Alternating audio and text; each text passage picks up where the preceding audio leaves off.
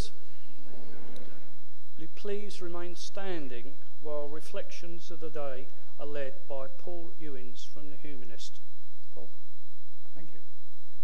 Good morning. I'm a member of your local humanist group and of the British Humanist Association.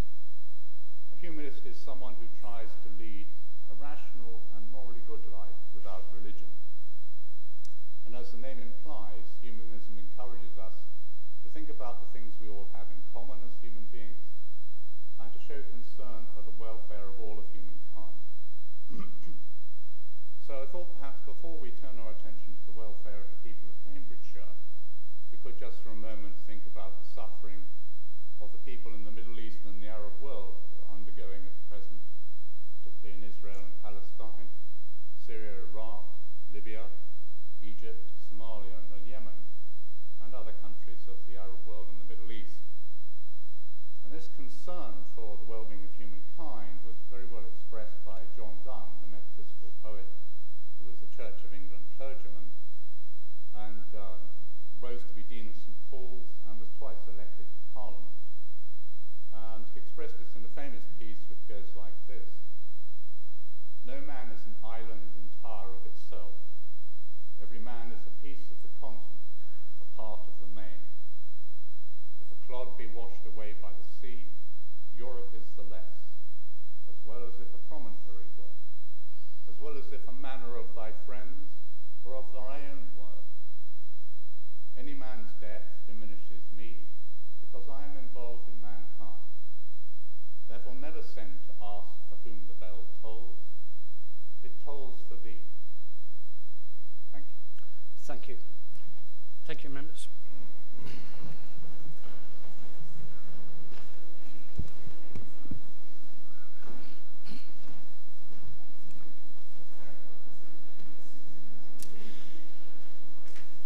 We'll now take apologies for absence. I have Councillor Loynes, Reid, Van der Ven, Curtis and Kearns.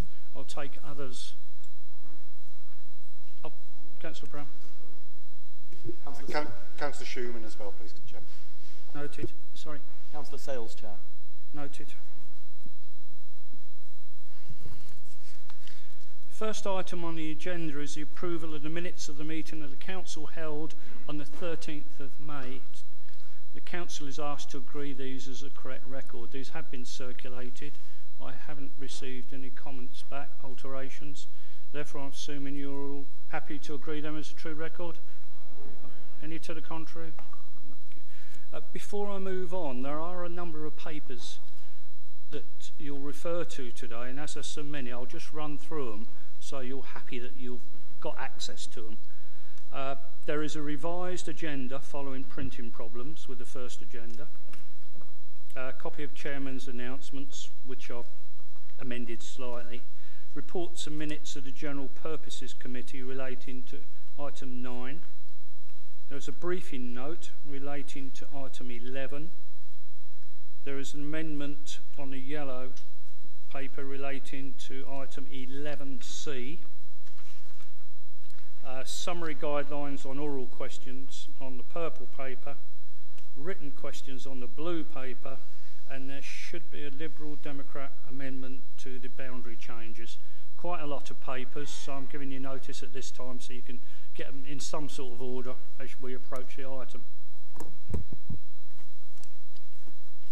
We'll move on to Chairman's announcements.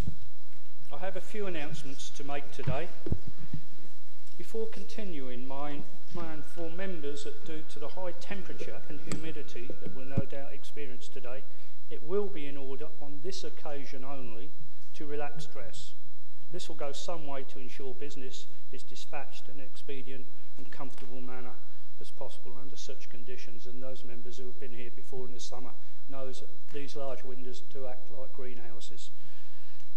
Firstly, I'd like to welcome members of the public to this meeting of the Council. You are most welcome, and I hope you find the meeting of interest. I'm sure they'll come along later. The Council supports the principle of transparency, encourages filming, recording and taking photographs at its meetings that are open to the public.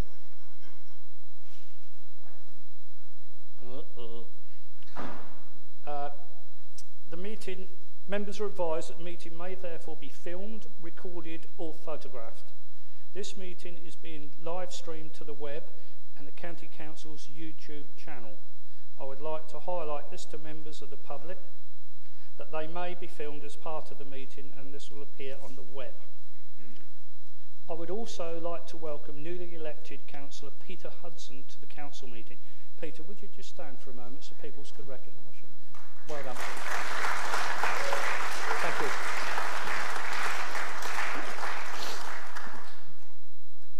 Members may be aware that councillors and colleagues through the former Adults Wellbeing and Health Overview and Scrutiny Committee held the NHS Clinical Commissioning Group to account as it undertook a massive recommissioning exercise for older people's services in the county.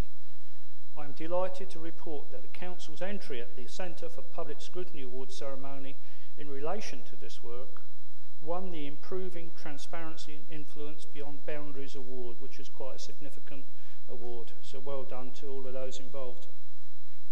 Can I draw members' attention to the official signing of the Greater Cambridge deal on the 19th of June by local partners and Greg Clark, Member of Parliament, the Minister for Cities.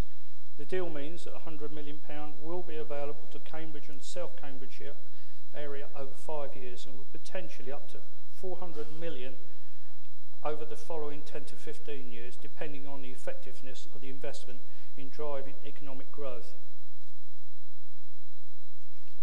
I've also been asked by some members of the Planning Committee, present and past, to acknowledge David Atkinson, who retires at the end of the month after over 26 years' service.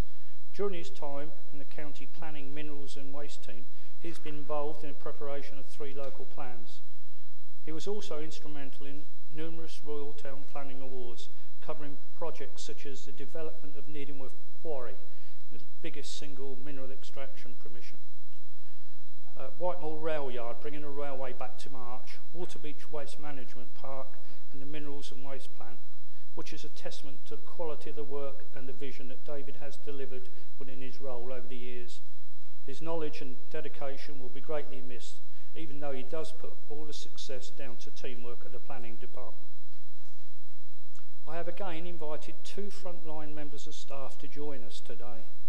They have been nominated by their departments because of the extra mile they go when carrying out their day-to-day work.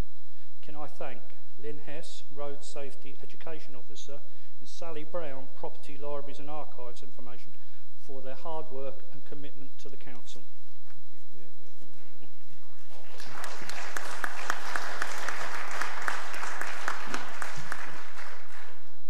I would also like to take this opportunity to give my personal thanks to all of Team Cambridgeshire who contributed in some way to the recent Tour de France cycle events held in the county.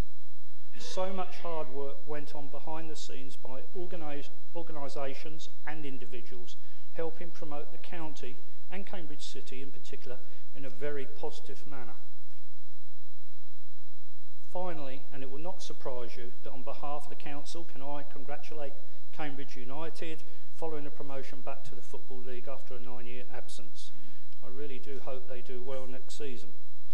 And as a final reminder again about the voting equipment and tannoy system, be very careful what you do with your papers on the shelf. It can disconnect the system and cause problems if we go to an electronic vote. That concludes my announcements for today.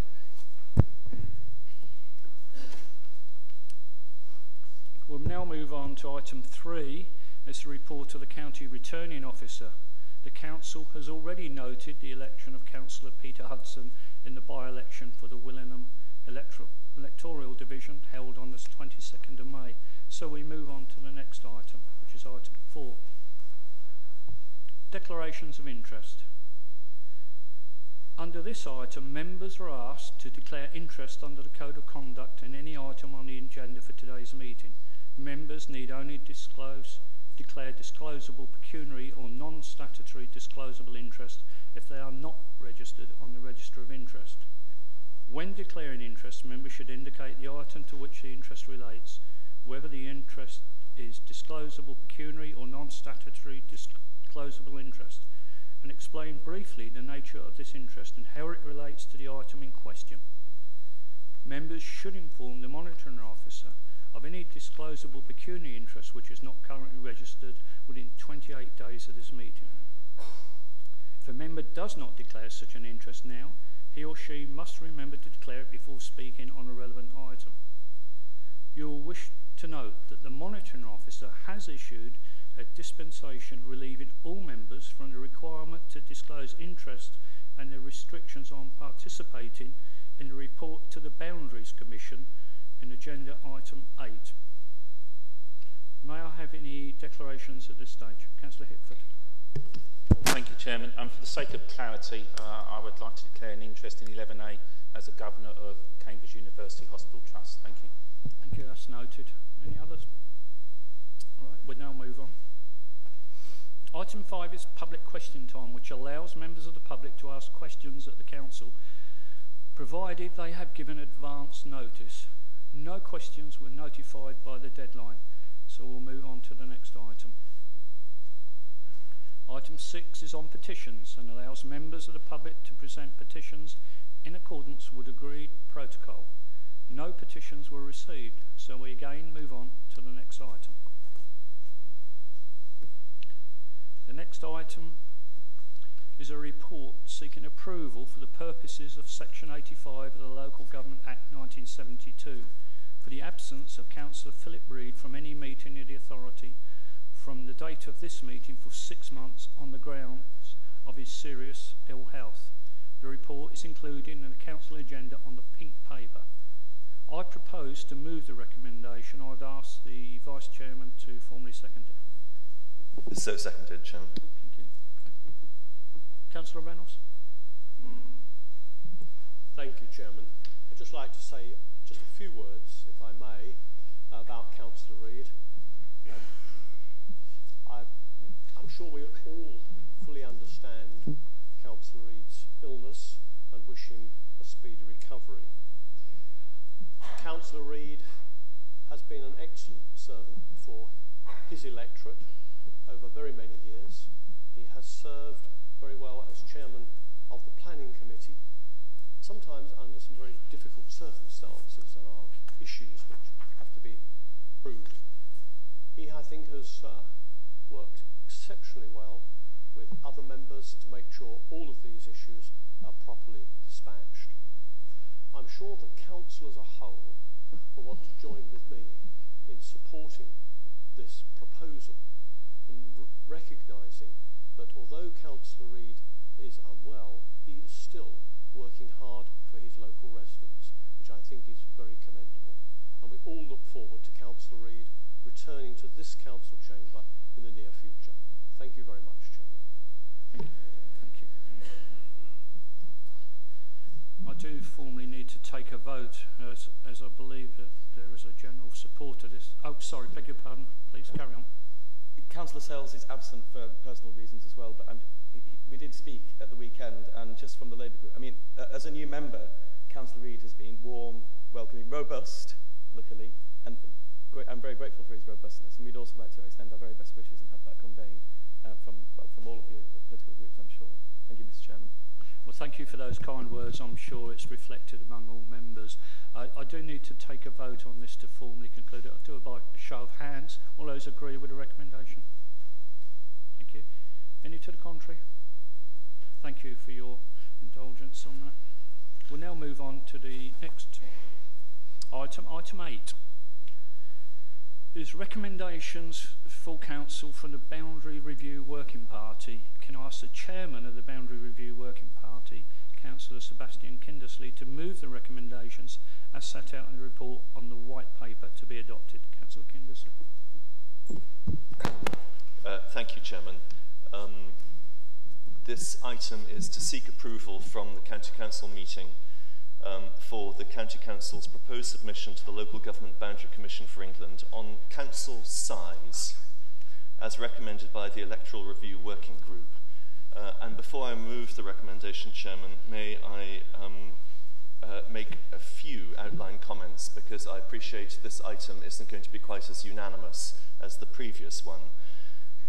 The first is to say thank you on behalf of the working group to Alan Fitz and his team who have worked tirelessly to provide information, maps, more information and more maps to all members who requested it and who have gone over and above the call of duty. Secondly, if I could extend a thank you to members of the working group and to other members of council who came along to listen to the deliberations of the group, to give their input and to give their support. The third point I'd like to make is just to highlight what this is not. This is not a dastardly plan to separate parishes that have long-held joint workings. Neither is it a dastardly plan to force together parishes whose mutual enmity extends back to the medieval ages. This is a plan pure and simple on numbers, and all we are making is a submission of the proposed council size of 63. The consultation which is to be undertaken has yet to begin for local communities, parishes, city council, district councils, and it will be lengthy and it will start fairly soon. However, given that there is no answer to the chicken and egg problem that we face ourselves here, it is up to us to put forward a proposal, and the working group, after much deliberation, has put forward the proposal that this council be made up of 63 members from the elections in 2017. That is all we are proposing. So I would end by remarking that every individual, every authority, every group, political or none, also has the opportunity to put forward either support for this scenario or an alternative scenario to the Boundary Commission, and I am sure that many, many will. Thank you, Chairman. I move the recommendation. Thank you. I formally second the recommendation, and before I take speakers to the recommendation, an amendment has been circulated. You should all have it in front of you on a white paper, and the amendment is from Councillor Leake, seconded by Councillor Downs, I understand. Would you like to introduce your amendment? Would you like me to speak to the amendment or maybe formally to move it? Formally propose it and speak to it, please. Right. In that case, Chairman, I formally propose the amendment that you have before you on the white paper, which begins with a numeral 8, electoral review. You're all lazy. That's what we're being told by the recommendation to move to 63 members. Make no mistake, it means an increase in 20% in the electorate for each of your wards, which implies a 20% increase in casework from your wards, which we all recognise is a very important, perhaps the most important service that we provide. Also, for those councillors representing rural areas, there is the potential not just for an increase in the number of electors, but an increase in the number of parish councils, and a disproportionate increase because those are the areas that are least likely to have the increase in development to push the numbers up. So another increase in time and workload that you will be experiencing. But it's not just the rural areas that are going to be affected. The city area, in particular, is going to be quite crucially affected if they move from 14 to 12 members. Coterminosity goes out of the window, but inevitably it means that for each county councillor, they're going to have to work with 6 district councillors in the city. Possibly more, but at least 6. As the Vice Chairman mentioned, this is about numbers at this stage, and it's not about boundaries. We have had some helpful examples, and they are up in the members' lounge, about quite what it might mean for your area, but we can't take those as gospel. Neither the ones that are being suggested under the 71-member model. And make no mistake, whichever number we go to, most divisions are going to change. It's just the way the numbers work. Why 71? 71 is the number that gives us the greatest degree of continuity with what we have at the moment, whilst also giving the fairest allocation across the districts of councillors. It means that there is no change for the number of councillors for Huntingdonshire, for Fenland, or for Cambridge City, and an increase of 1 for the 2 fastest growing districts in the county, which is East Cambs and South Cambs. So it is, you might think, the least change option, but it does represent a 10% increase in the electorate that we will all have to face. It is an earnest attempt to balance both continuity, the need for economy, with a fair deal for our electors and the service that can be provided in terms, as we said, of casework reform. I would ask you all, please, to seriously consider voting for a 71 model which offers you the least change, our electors the best service, and an adequate way forward for the council in being able to carry out all of its functions. And we do know that we have cut down on the number of outside bodies, for instance, that we are represented on, because it is so difficult to find, with the existing number of members, sufficient people to cover all of those places. 71 is a better alternative than the 10% cut that's being proposed in the original proposal. Thank you, Chairman. Councillor Downs, would you like to formally second and speak to the motion? Well, I'd like to second it and reserve my right to speak. Okay, thank you. We have 3 people waiting to speak. Councillor Palmer, followed by Councillor Hipkin. Thank you. I'll speak to the amendment and partially, I suppose, to the proposal as well. I think it's a tremendous missed opportunity.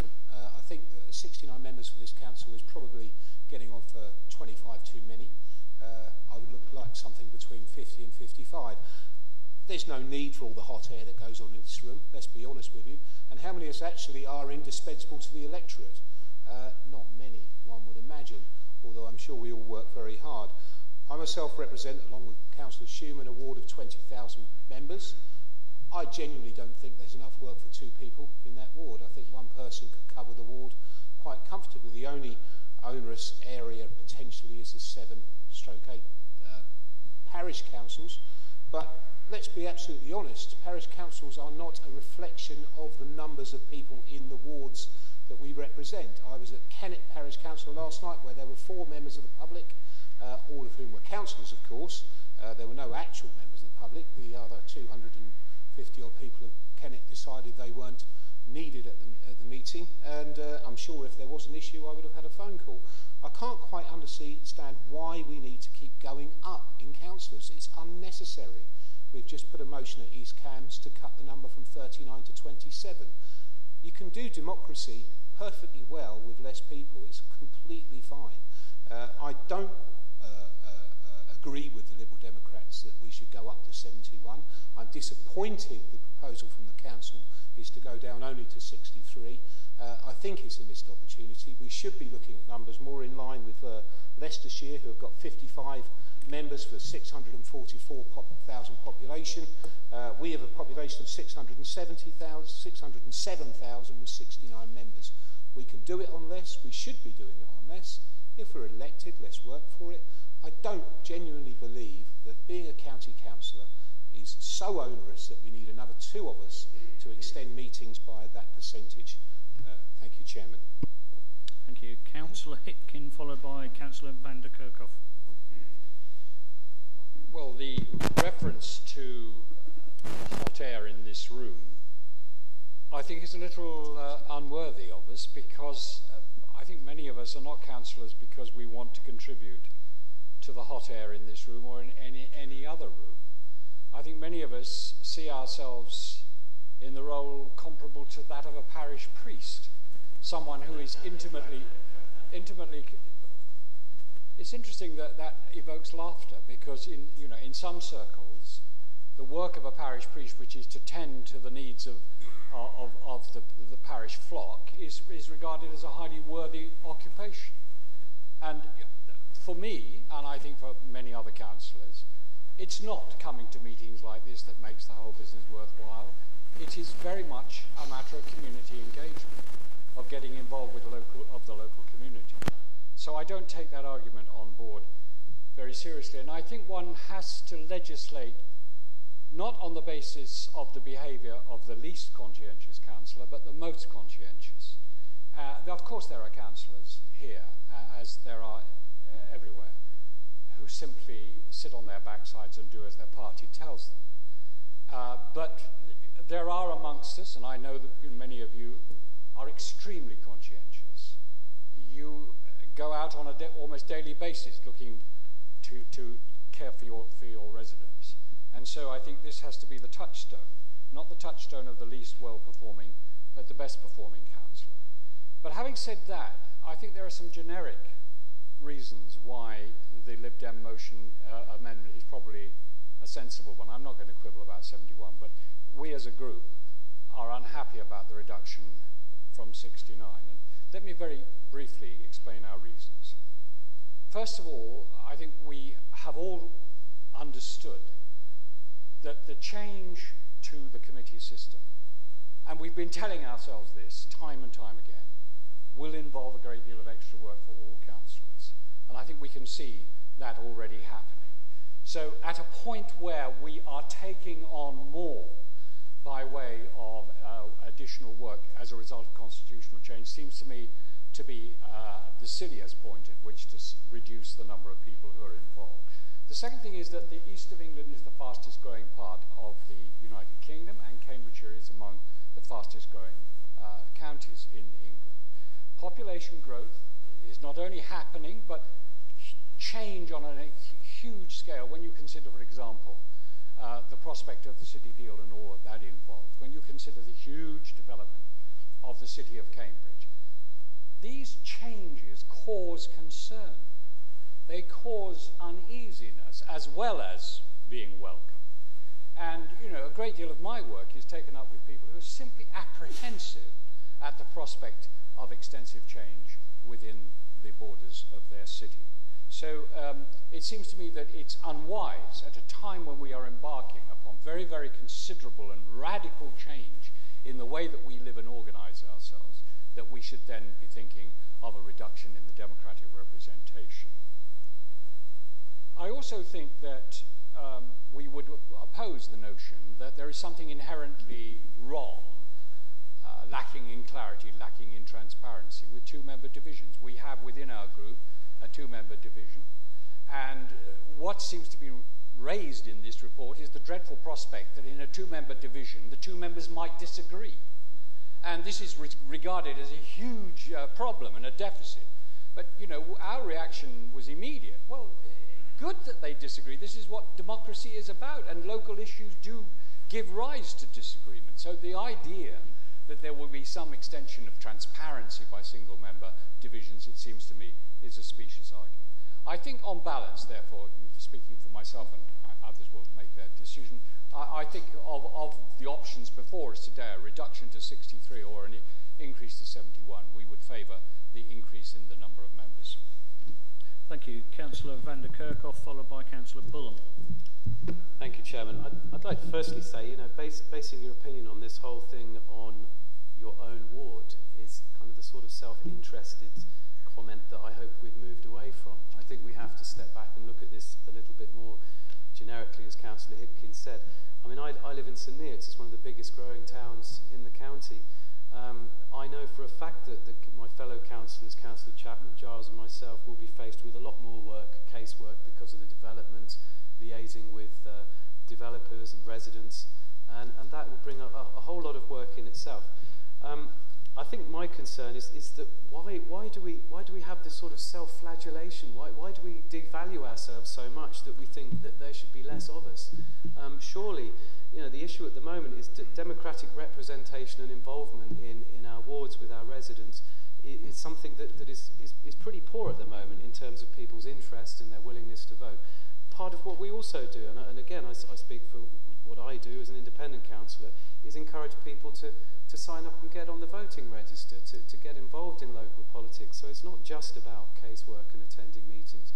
So really, logically, if we're in a big expanding area, yeah, if you don't think that you work very hard and you could probably resign, then stand down at the next election and maybe come to an arrangement with your own party to reduce it on your side. But as far as the rest of us are concerned, I think it would be sensible if we at least left the status quo as it was, or even increased to 71. So I will certainly be supporting this amendment. Thank you. Thank you. Councillor Bullen, followed by Councillor Maguire. Thank you, Chairman. I won't be supporting this amendment. As you know, I was a member of the group that put this proposal forward, and as a political party we believe in small government and would actually fight for a greater reduction in the amount of councillors. I'm sorry, but I believe the Liberal Democrats have completely lost touch with the local people. In these hard economic times, we cannot continue to increase the size of local government or national government or any level of government. We need to cut our cloth accordingly. To increase the numbers means more expenses, more allowances and more pay for councillors. The electorate won't stand for that. We have to give more and we need to do it with less. And I think this is a terrible thing to suggest to the public of Cambridgeshire that you need more in government and you need to spend more on local government. And I will be opposing it. I would generally be opposing the recommendation by council, but it was decided by a cross-party group. It was democratically debated and we came to a compromise. And because that's the way we put forward the committee system should work, I will be supporting the original suggestion from the Boundary Working Group, but I will be opposing the amendment from the Liberal Democrats. Thank you. Thank you. Councillor Maguire, followed by Councillor Hunt. Chairman, I too am going to oppose this amendment, and as Councillor Bullen has already said, we in the group agreed this proposal. One thing that puzzles me is that there was, to the best of my recollection, unanimity amongst us about the two-member division. So despite what we've already heard from the independent members, that was one of the things that I thought that all members of the group were supporting. Therefore, and since this amendment does not address the two-member division, that to me is itself an anomaly in terms of the views that are being expressed from across the other side. I mean, you know, we can admire tenacity, but with respect, Chairman, and we've already heard from the Chairman of the Constitution and Ethics Committee, who your Vice Chairman, who ably chaired this group and who explained the rationale behind both the thinking and the process by which this paper goes through. And it behoves any member of this council, any group, any member of the public, if they wish to make their own and separate submission to the Boundaries Commission. But this was agreed, as has already been said, in a democratic way by a cross-party group. So as I say, I admire tenacity, Chairman, but this ostrich sticking your head in the sand approach, I'm afraid just doesn't, well, I can't support it, Chairman. So therefore I will, and I hope colleagues around the room will also oppose this amendment. Thank you. Councillor Hunt, followed by Councillor Shellings. Thank you, Chair. It's interesting, actually, to sit round and listen to sort of members discussing how many councillors we should have and who should represent who and whatever. And most of them seem to be unaware that actually the currency we're dealing here is with a division. That's what the currency is, not a ward. That's a district council thing. So let's get it clear, we're dealing with divisions. That's just me being picky, but being correct. I think this amendment has a complete disconnect from the public. I mean, can you imagine standing on a doorstep and saying, we're going to put your council tax up, but we're increasing the bureaucracy that's going to be there to administer you. You've all got to take adjustments in benefits and things like that, but we are actually employing extra councillors. It's just unsustainable. I think the people who support this amendment really want to taste the coffee and understand what the people of Cambridgeshire certainly in my division, I couldn't look him in the face if I said I'd voted for extra bureaucracy, extra councillors. It's just unsustainable. This group, the group I'm proud to represent, and I did buy a new tie this week, I'm very keen to say that we represent value for money, and how on earth can this be tied in with extra people? It staggers me. I'll sit back down now again, but of course I will be opposing this ridiculous suggestion. Thank you for that. Councillor Shellings, followed by Councillor Walsh. Thank you, Chair. I did not buy a new tie this week.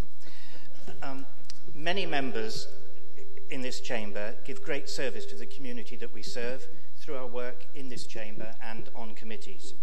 And I referred to the poor people who sit on audit and accounts who had to go through 350 pages of detailed figures recently.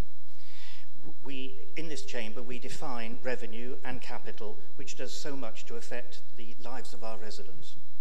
We get little credit and indeed little attention, except when people, our residents, tell us that we're wrong, which they do with a considerable degree of enthusiasm, I have to say. But there is another plank of our efforts, which to my view has similar importance. I refer, of course, to casework. This, to my view, is where very many people get to appreciate the value of local councillors and the contribution we make, and hence this is their touch with democracy. I wanted to get a feel for the amount of casework that I undertake, and I've tried to record my workload since the 24th of May, which was just a short time after the 22nd of May, which some of you will recognise was preoccupied us somewhat. Since that 24th of May, or including the 24th of May, I've had 87 different items of casework. I've made 106 phone calls on casework, sent or received 133 emails, 63 phone calls and 4 letters. This is based on populations as now. I live in an area of high expansion.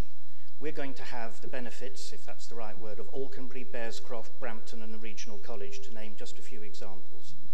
I view the expansion of my electorate with serious concern. The prospect of yet further expansion of up to 20%, as has been mentioned, I view with complete horror. I do not see how, trying to be a conscientious local councillor, I can carry out and provide a reasonable service in the level I currently do to that level of population, because casework is pretty much linear. Of course, if there is any councillor in this chamber who shuns casework, then this is of little significance. But I am sure that there are few who would want to advocate publicly that they take this line. If the driver for reducing the number of members is cost, then we have the old cliche about the cost of everything and the value of nothing. And I shall be supporting this amendment because I think it's essential for the life of Cambridgeshire. Thank you. Right, before I bring this to an end with Councillor Downs, I've got 5 people waiting to speak, as Councillor Walsh, Chapman, Jenkins, Shooter and Topping. I will only take further speakers other than those 5 if you have something new to add. Councillor Walsh, followed by Councillor Chapman. Thank you, Mr. Chair. I'm losing my voice, but members will be delighted to hear that I won't let that get in the way of me today. But before I speak to the actual motion, let me set the motion and the debate in proper context. Up and down the country, councils are having eye-watering cuts and barely able to provide statutory services. We're amalgamating services all over the place, and in effect, as Councillor Sells often wants to point out, we're having a de facto reorganisation of local government anyway. It would seem to me that a government with good sense would just have a legislative reorganisation and deal with this entire problem. Now, I won't talk about how much work we do because it's up to my electorate to decide how hard-working or not that I am. But I will speak to this motion because it seems to me that we have a question of process here. The working group was the place where we debated whether or not we should get larger or smaller. I wanted to stay, I was open to either staying the same or getting larger. We debated it. I lost. That was the democracy, and that's, as Councillor Bullen said, how the committee system is supposed to work. So this is bringing back a debate that we thought we'd already sorted out.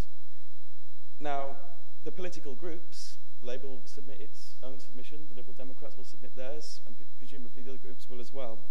We will submit our own alternatives, saying what we would like to see, and I'm sure the Liberal Democrats will be proposing 71. But this council has to deal with reality. Comparable authorities are getting smaller, and the Boundary Commission has the power to tell us, one for you, Councillor Downs, to get on novellum if we go to them and say we want to get larger. Do we want to risk, as a council, forget political groups, having the Boundary Commission impose something that none of us want, that doesn't respect natural boundaries, that has even more unequal sized wards, divisions, for instance, or do we want to submit something that deals with reality? I thought that the working group had got to a position where we'd agreed 63, and that the council's submission would be that. The political groups can continue to submit whatever they want, and as the Vice Chairman of the committee pointed out, this is not the final proposal. Members are still able to contact the officers, to make further suggestions. They can come to the working group and make further suggestions. I'm sorry, but this breaks the process that we'd all thought we'd agreed, and groups can have in their submissions the debate about whether the size is the right one. I should say that in principle I agree with everything that Councillor Leake said. I think the people of Cambridge, my own district, will be completely miffed as to why they're paying their taxes for, to lose coterminosity. I will be a bit miffed as having to work with 6 councillors. I thought I got to a position where I only had to work with 3 Labour councillors, and now I risk having 2 Liberal Democrats. But I'll deal with that. I agree we shouldn't be having this reorganisation. We shouldn't be getting smaller. But the problem is, if we go to the Boundary Commission and say we want to get larger, they will just tell us to jog on. Councillor Chapman, followed by Councillor Jenkins. Thank you, Chairman. I oppose this motion. I noticed earlier on Councillor Hipkin referring to being a little bit perplexed that it's wrong to have 2 members in a ward in case they disagree, and he feels that that's a healthy situation. I noticed that we also had the committee system introduced recently, and one thing that was said about that was, oh, no problem, we can have all the discussions and disagreements in committee system. Now we're having a proposal to have more councillors, more disagreement. I don't think democracy is about disagreement. I think democracy is about doing the best thing for our county, and having a clear guide from each division on how we want the council to behave. So I'm very much in favour of single-member wards. I think it takes a lot of uncertainty away and will help discussion in committees. My particular area, I recently fought a district council campaign where I've got 25% new properties in the Loves Farm area. Fortunately, it falls to Councillor Wisson at County, but 25% of new properties, and it quite amused me that our new UKIP candidate to see them knocking on the doors on these properties. Sorry, I said 25% empty. I mean 25% unregistered. Knocking on the 25% unregistered doors, looking for votes when there were no voters in them. Labour only actually canvassed those that weren't on the electoral register. The problem that I'm saying here is that where we have areas of rapid expansion, Councillor van der Kerkhoff mentioned St Neots and Loves Farm, which has the highest rate of growth of anywhere in the county. There are other problems that come along with that. People who are disinterested in and fail to register as electors. And those are the areas where we have the largest amount of casework as councillors on new developments. I think that if there is anything that's wrong with the way in which the government asks us to look at this, it's by looking at it at those that are actually able to vote and allocating the number of seats that way. We've got members on the other side of this chamber who only a few months ago voted for a 1% increase in the standard members' allowance because it was felt that to increase it beyond that was too much. That's the standard members' allowance, but the rest of the money, we didn't actually reduce anything. What we did is we shared it amongst the members of the minority parties. I'll bring you back on track, Councillor Chapman. You're drifting quite a lot. For spokesmen's allowances, extra leaders' allowances, extra committee chair allowances, effectively giving quite a few members on the other side of the chamber a total allowance of around £10,000 a year. Now, I think that that really is a question of spending public money. We could have saved that. We could have not had the spokes allowances. We are talking about recommendations. We are. When we get to recommending more councillors in this chamber, rather than less. Stop in a moment. Okay, thank you, Chairman. More rather than less.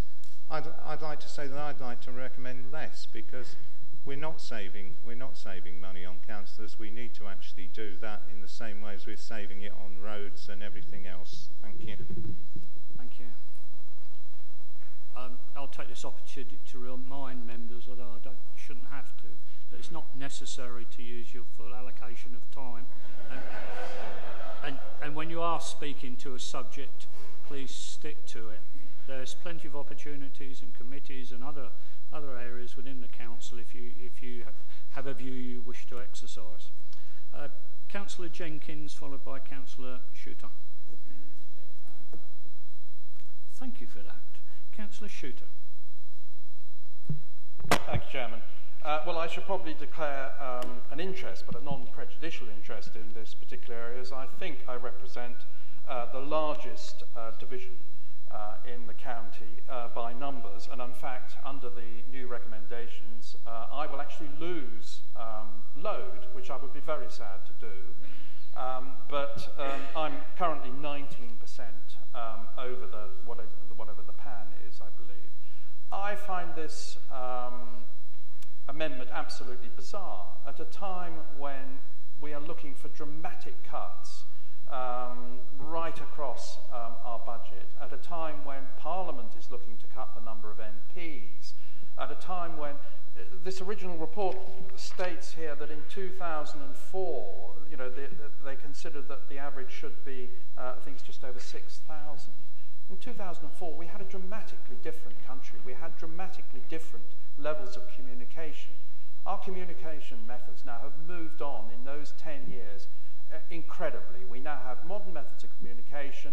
We have ways that we can communicate with the people in our divisions on a much more efficient method. So I can see, I would personally agree with Councillor Palmer. I would like to have seen the cuts go much deeper than this. I would like to have seen us to reduce into the 50s. And I think we could have still adequately represented those people in our divisions. But a sensible cross-party committee has looked at this, has come to a compromise decision. It's the recommendation that I believe that we should put to the Boundary Commission. They'll make their own mind up at the end of the day, but we should speak.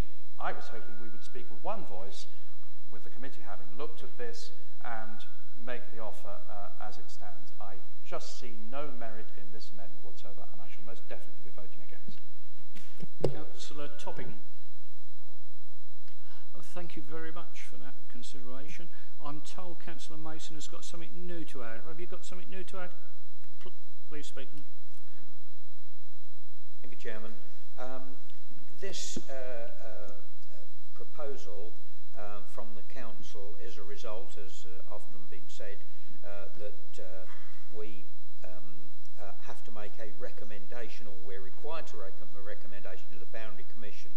The Vice Chairman did say in the introduction that this is not about boundaries, but is about numbers of members of Council.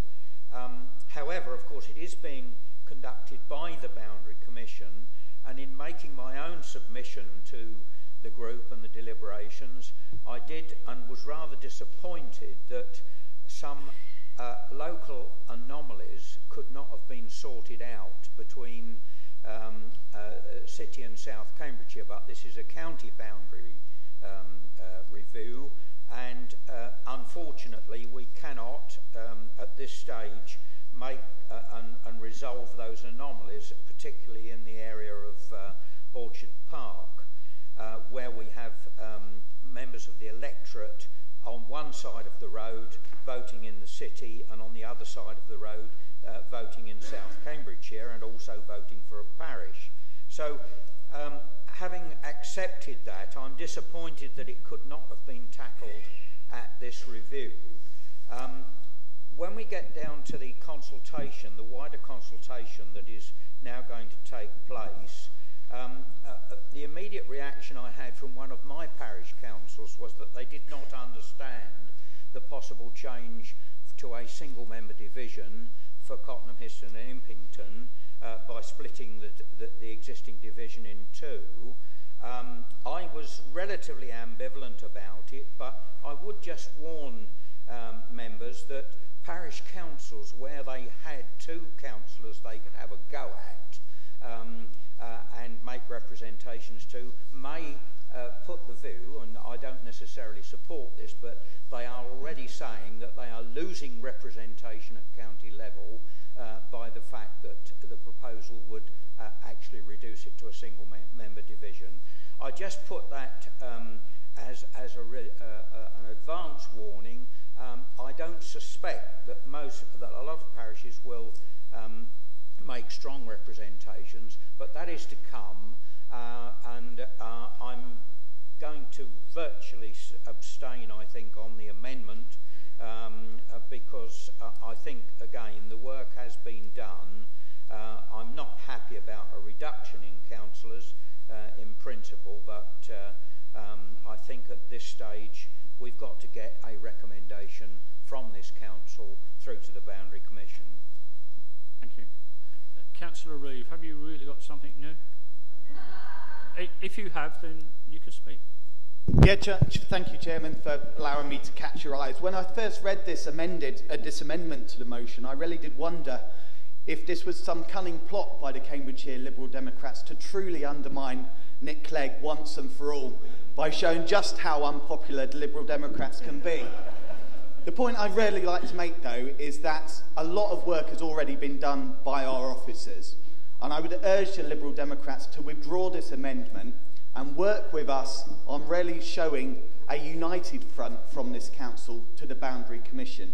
A lot of work's been done. I entered the debate at the committee, although really valuing the idea of reducing the number of councillors to save council tax, and for the points raised earlier, I won't repeat about protecting services in favour of having more councillors. But actually I did take on board a lot of the thoughts that the Liberal Democrats have highlighted today.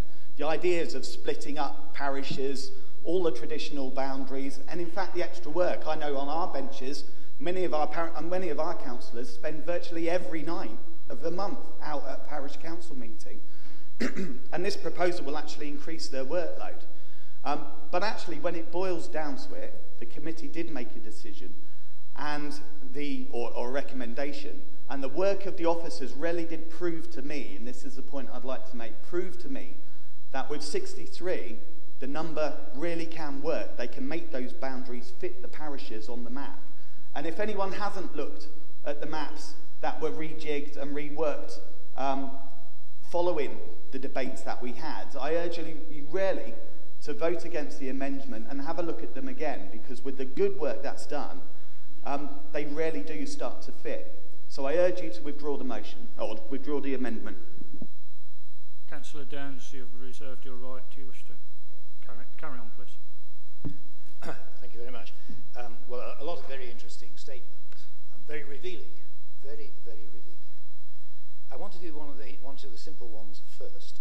Councillor Maguire, we're not against single-member wards. If you read very carefully, you will see that our amendment starts from page 6, and the multi-member wards are on page 5. So we're not, let's just reassure you on that. The second point, interesting on process, which Councillor Walsh has raised, and that is about whether or not it is appropriate for the full council to discuss what a committee has put forward. And I think personally it is. We may at the end of the day decide whatever we've got to decide, but I don't think there's anything improper in the process that we are engaged in, and I think that's perfectly valid. In relation to Councillor Chapman, it's difficult quite to know where to start, but I will just make one factual statement that the overall bill for councillors dropped in the new system. So let's make that absolutely clear. And your don't shake your head. It's factually true. We are spending less on councillors now than we were under the previous system. Now, I think the issue that is highlighted for me is what is the role of a councillor? And some people think it's to come to council and to contribute to the hot air or to committees and to talk. That's one extreme. And the other extreme is that it is really about being out on the doorstep, talking to people, dealing with people, helping them. Clearly there's a compromise between the two, clearly. What I simply want to suggest to you are the following points. First of all, about the overall cost of the councillors in this county. The reason for the piece of paper you have in front of you is to show that in comparison with other counties of about the same size, the cost of the councillors in Cambridgeshire is very low. So we are cheap. Whether or not we are value for money is a separate argument. To reduce the councillors at a time when the number of residents is increasing is, in my view, counterproductive and likely to turn out to be a false economy.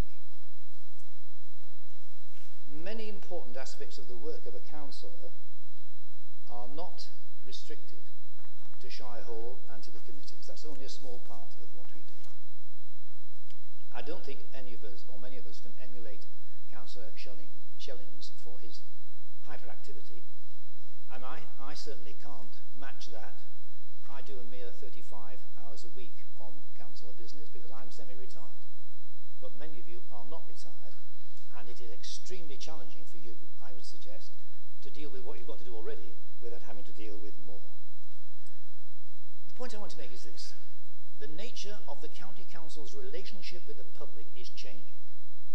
It's changing because of the circumstances that have been referred to about austerity and so on. And at a time of change, the need for councillors to be out there, to be seen, to explain, to support and challenge is greater than it was when I first became a councillor 13 years ago. The workload is changing. We're not only representing people and asking for things on their behalf. We're going out and trying to explain to them why we can't do what they want to do and find other ways of doing it. And that is why the role is now more demanding. And I put it to you that it would be wrong at this time and counterproductive to reduce the number of councillors when the serious workload is increasing. So I hope you will support this amendment. And even if you don't, I hope you will value the debate because it has raised quite fundamental questions about why we become councillors and what our role is. Thank you. Right, I now invite the proposer of the original motion to speak to the council, Councillor Kindersley. Thank you very much, Chairman. It's been an extremely interesting debate, and I can say fairly confidently that nearly everybody is right. The problem that we faced at the working group is, or rather was, that of course nearly everybody was right there as well. But we actually have to make a decision about what we are going to do as an authority, and we have to make that decision in the light of the fact that our group authority members, our family members, have all pretty much gone in the same direction as is proposed in front of you today. I think that Cambridgeshire County Councillors probably want to influence their future. They don't want it imposed on them by the Boundary Commission. So this is our opportunity to demonstrate that we have looked at the arguments, we have discussed the arguments, sometimes I think ad nauseum, but we have discussed them, and we have put forward a proposal that probably doesn't please anyone, particularly 100%, but then again may not entirely displease everyone 100% either. And it does give you a flavour, does it not, Chairman, that you have Councillor Palmer, who is determined to reduce the number of councillors, and you have Councillor Leake, who is determined to increase the number of councillors, and you have every shade of light and dark in between. If I could give Councillor Walsh a little encouragement on the issue of coterminosity, also much debated, the opportunity to work with 2 Liberal Democrat councillors as well as 3 Labour. Every cloud has a silver lining. I was making notes. I was making notes, Chairman, as people spoke, but I'm afraid they were scrambled by Councillor Hipkins' referral to us as parish priests, followed swiftly by Councillor van der Kerkhof's self-flagellation. So I'm sorry if I'm not going to address each one individually. All I can say to you, Chairman, is to repeat what is at paragraph 2.2. The working group considered various issues in depth, and we did. And we actually did consider every issue that has been raised by members. The bottom line is that we need to take control of what the county is going to look like in 2017, and this is an opportunity to do so. It falls to me, I think for the second time now, to be in a position as chairman of a working group or of a council committee to propose to you something that a working group or committee has come up with, which is, I'm afraid, in contravention to my own group. So be it, Chairman. Thank you for that. We will now move on to the vote. And remember, we're voting on the amendment, which is on the white paper that's been circulated. Mrs. Rowe, please. Would members please press the button marked present? Members in favour of the amendment, please press the button marked yes. Members against the amendment, please press the button marked no. Members wishing to abstain, please press the button marked abstain. I'm now closing the vote. Chairman, the result of the vote is 13 votes in favour, 44 against and 3 abstentions. The amendment is therefore lost. Thank you for that. We'll now move on to the substantive motion, which is in your papers. Mrs. Rowe again. Would members please press the button marked present? Members in favour of the motion, please press the button marked yes. Members against the motion, please press the button marked no. Members wishing to abstain, please press the button marked abstain. I'm now closing the vote. Chairman, the result of the vote is 42 votes in favour, 12 against and 3 abstentions. The motion is therefore carried. Thank you. Right, before we move on, as an aside, like many other members in this room, I've been involved with boundary reviews probably 3 or 4 times, and I struggle to think of any occasion where they've taken any notice of the local authority. So I urge you not to lose too much sleep over this recommendation. We'll now move on to item 9, items for determination from the General Purposes Committee. We have 3 items. The first item relates to the Treasury Management Outturn Report, which was discussed by General Purposes Committee on the 20th of May. Can I ask the Chairman of General Purposes Committee, Councillor Count, to move the recommendation as set out on the Council agenda? Thank you, Chairman. I am pleased to move the recommendation as set out on the Council agenda relating to the Treasury Management Outturn Report. Thank you. Seconder, Count. I'm pleased to second that, Chairman, and reserve my right to speak on. Okay. Anybody wish to discuss it before we confirm?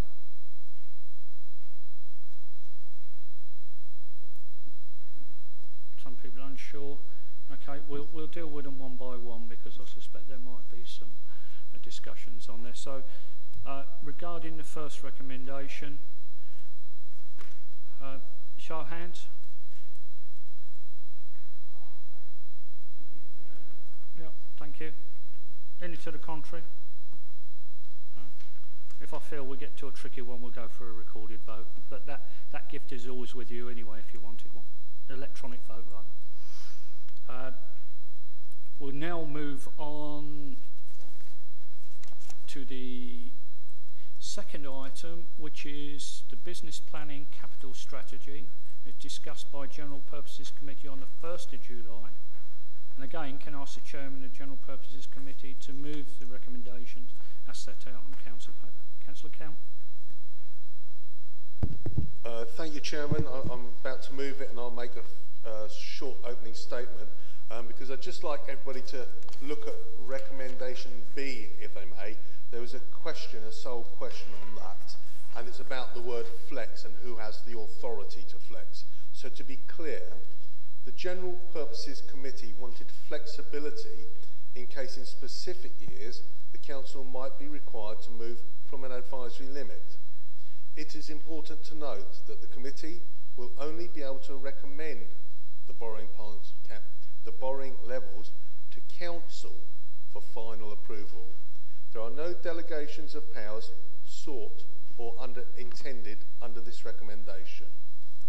And having said that, I am pleased to move the recommendation as set out on the Council agenda relating to the business planning capital strategy. Chairman, I'm pleased to second the recommendation and again reserve my right to speak on it, Chairman.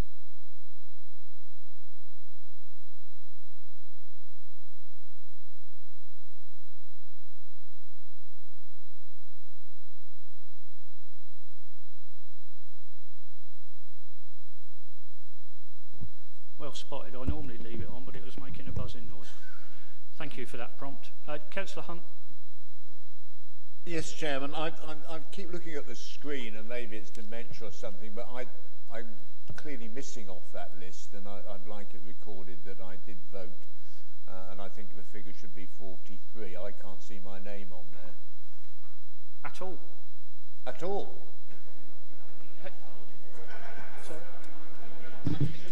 A reduction in bureaucracy. Maybe the Liberal Democrat. I don't know. No, it must be one of our motions. Councillor Hunt, that is noted. Before your name comes up, you must make sure that the button mark present is down and it's acknowledged. I'm not saying you didn't, but next time just check that happens. Just have concerns about any future votes. Okay, we'll keep our eye on it. I'm sure you'll let us know. Can we now move on to the third item? Relates to the UK Municipal Bonds Agency, which was discussed by the General Purposes Committee on the 1st of July. Again, can I ask the Chairman of General Purposes Committee, Councillor Count, to move the recommendations as on the agenda? Thank you, Chairman. I'm pleased to move the recommendation as set out on the Council agenda relating to the UK Municipal Bonds Agency. Thank you. Seconder. Chairman, I second that recommendation and reserve my right to speak. Thank you. Open for discussion, debate. Councillor Mason. Yes, Chairman. Although as listed, there seems to be the safeguard that other councils will have to support this for this to go through. I think there is an element of risk here. Whilst it's a laudable aim, the ultimate aim obviously is to reduce the cost of council borrowing if this bonds agency is formed and goes through. I just urge that we do make sure that other councils actually come in to support this and that we're not left out, as it were, holding the baby. Thank you. Councillor Shellings and Councillor Reeve. I understand, Chairman, from press reports that the initial subscription has been vastly oversubscribed, so other councils are obviously flocking in. Thank you. Councillor Reeve. Thank you, Chairman. I'd like to just very briefly declare an interest as an executive member of the LGA and deputy leader of the independent group there. And just to reiterate the point, we recently were informed that they are way oversubscribed on this. It's a very, very good idea. I'm very proud if this council chooses to be involved in it. And it offers not just best practice, which is copying what other countries have done across Europe and in many other areas of the world, but also best value for the taxpayer in that it really does reduce the cost of borrowing for this council in the future and for all other councils around us. So I urge everybody in this room to vote for this very low risk, almost no risk item that can only do good for us and for the taxpayer. Thank you for that. There is some feedback on this PA system. It might be members' mobiles in their pockets or when they get close to the microphone. Can you just be mindful of that? And nobody else wishing to speak? Can I invite Councillor Count? Do you wish to respond to any of those? Sorry. Do you wish to respond to any of those? Chairman, just it's all been said. It's to reduce the cost of borrowing, and it is well oversubscribed. And I'm proud this council is looking at it, and I fully recommend it. Okay, thank you. Yes, no. Thank you, Chairman. Very, very quickly, the risks highlighted by Councillor Mason were very real and analysed fully by the General Purposes Committee, which is deliberately why we set out the recommendation in the form of a pledge. So it's in the full knowledge that other people are committing that we are able to give some money over, and without that we wouldn't have done. But the point was well made, and I can confirm that there has been a massive oversubscription. I believe it's 22 authorities have already now committed to this, and some have yet to go through due process. So thank you for that.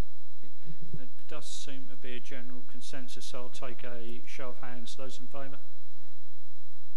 Thank you. Any against? Thank you. That's agreed. We'll move on. Next item. Motions on the council. Have I missed one? Oh, I've missed a page. Oh, beg your pardon. To apologise.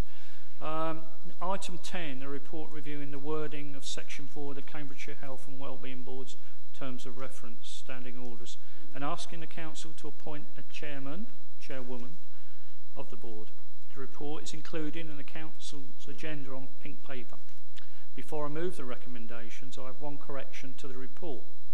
The Health and Wellbeing Board standing orders are already included in the Constitution as Annex 2 to Part 4.4, Procedural Rules for Committee and Subcommittee Meetings, and have already been updated to allow for chairman/chairwoman. I propose to move the recommendations, and duly do so, and to ask the Vice Chairman to second. So seconded, Chairman. And we're talking about the recommendations on the pink paper. Is there any discussion on that? Happy to accept them? Yeah, show of hands, please, just so we can formalise it. Thank you. Okay. So they have been agreed. Now we've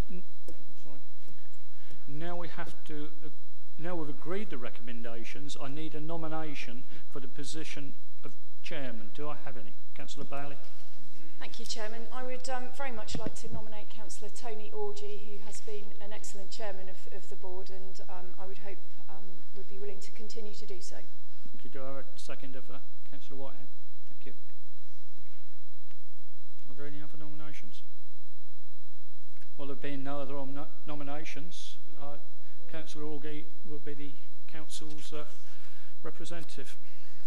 Thank you very much to everybody. We will now move on to 11, the bit you've all been waiting for, I am sure. Now, some people said we might be finished by lunchtime. Let's see, shall we? The first motion has been submitted by Councillor Nsinga. Can I ask Councillor Nsinga to move and speak to a motion as set out on page 4 of the council agenda? Thank you. I would like to move the motion, and I just wanted to say to everyone that this is not a political motion. My aim in this motion is to raise awareness in this chamber, and also I hope outside this chamber, of the challenges facing the health system in Cambridgeshire. I would like to thank very much Liz Roban and her team for the excellent briefing note that they have sent out on this motion, and if any of you haven't read it, I recommend that you do, because it contains a great deal of very valuable information. One reason that I think it's important to raise awareness of these issues is that the system itself and the issues that the motion discusses are extremely complicated.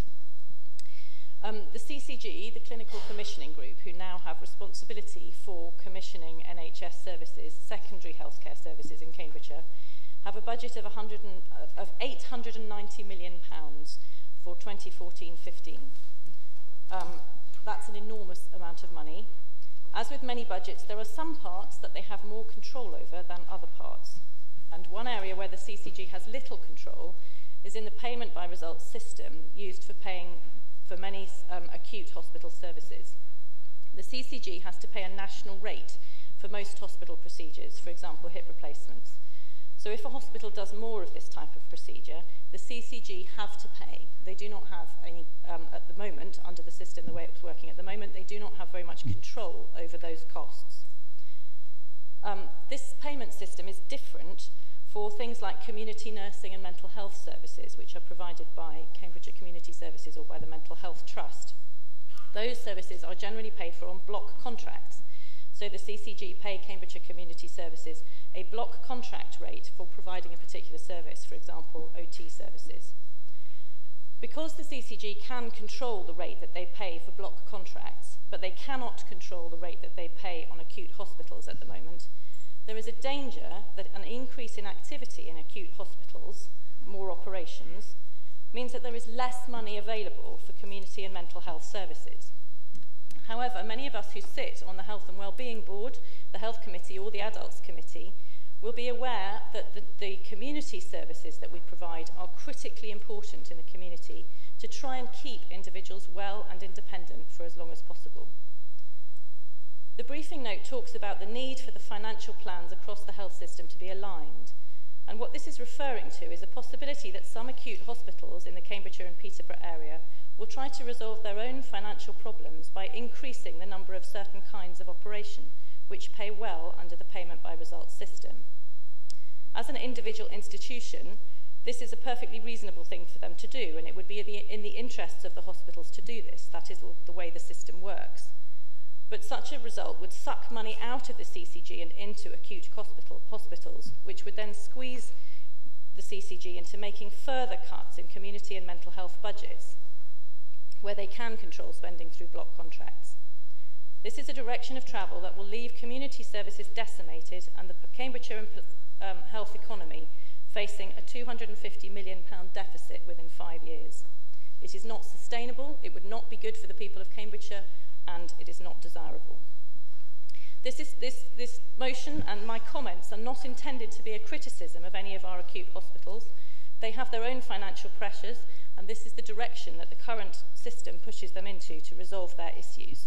I think it requires work from everybody all together to try and fix this problem and to try and ask everybody to think about this as a whole system approach rather than working as individual institutions. I have to say that given the pressure from central government on local government to work better, I think the inability of the NHS and the Department of Health to do this within their own remit is astonishing.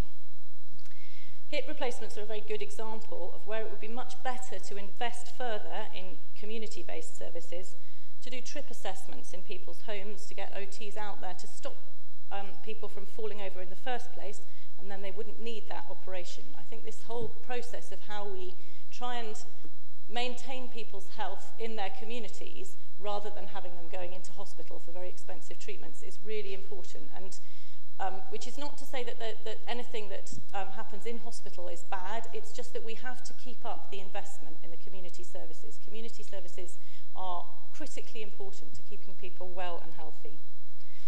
There are some wonderful good news stories in the demographic data of our ageing population. I was really thrilled to see last week that there were 11 people in the last year who were over 100 who had been through the County Council's reablement service and were living independently again. I think that's a fantastic result. It's just one example of the brilliant work that is done by community services in keeping people independent. There are amazing statistics. But I think we have to realise that for people who reach 80 in good health, current life expectancy is 102. The challenge of our ageing population is enormous, and we have to, in order to respond to that challenge, we have to respond as a whole system, and that is all this motion is asking. Thank you. I'll ask you to support it. Thank you. Councillor Williams, were you seconding that, or just wishing to speak? Councillor. Chairman, I'm going to second the motion and reserve my right to speak. Okay. Two speakers, Councillor Williams and Councillor Bates. Thank you, Chair. I support this motion on behalf of the patient participation groups in my division. We are already seeing non-NHS funded GP services affected by the NHS favouring acute services as GP practices cut budgets to make up for deficiencies in NHS funding for the essential community services they provide on behalf of the NHS. Addenbrooke's is one of the worst performing hospitals for discharging patients into the community. Through our casework, we know this is partially due to the patchy level of community support against the backdrop of an ageing population. Making cuts in social care can only make this worse. As the motion says, non-acute services must be maintained to achieve our aim of greater support for people in their homes and with their families, and away from the institutional practices of the NHS of the past. I therefore urge you to support this motion. Thank you. Thank you. Councillor Bates, followed by Councillor Hunt. Thank you, Mr. Chairman. Just for the records, there will be a free vote for our members on this side with this motion, so it's up to each individual to determine what they feel is the right way forward.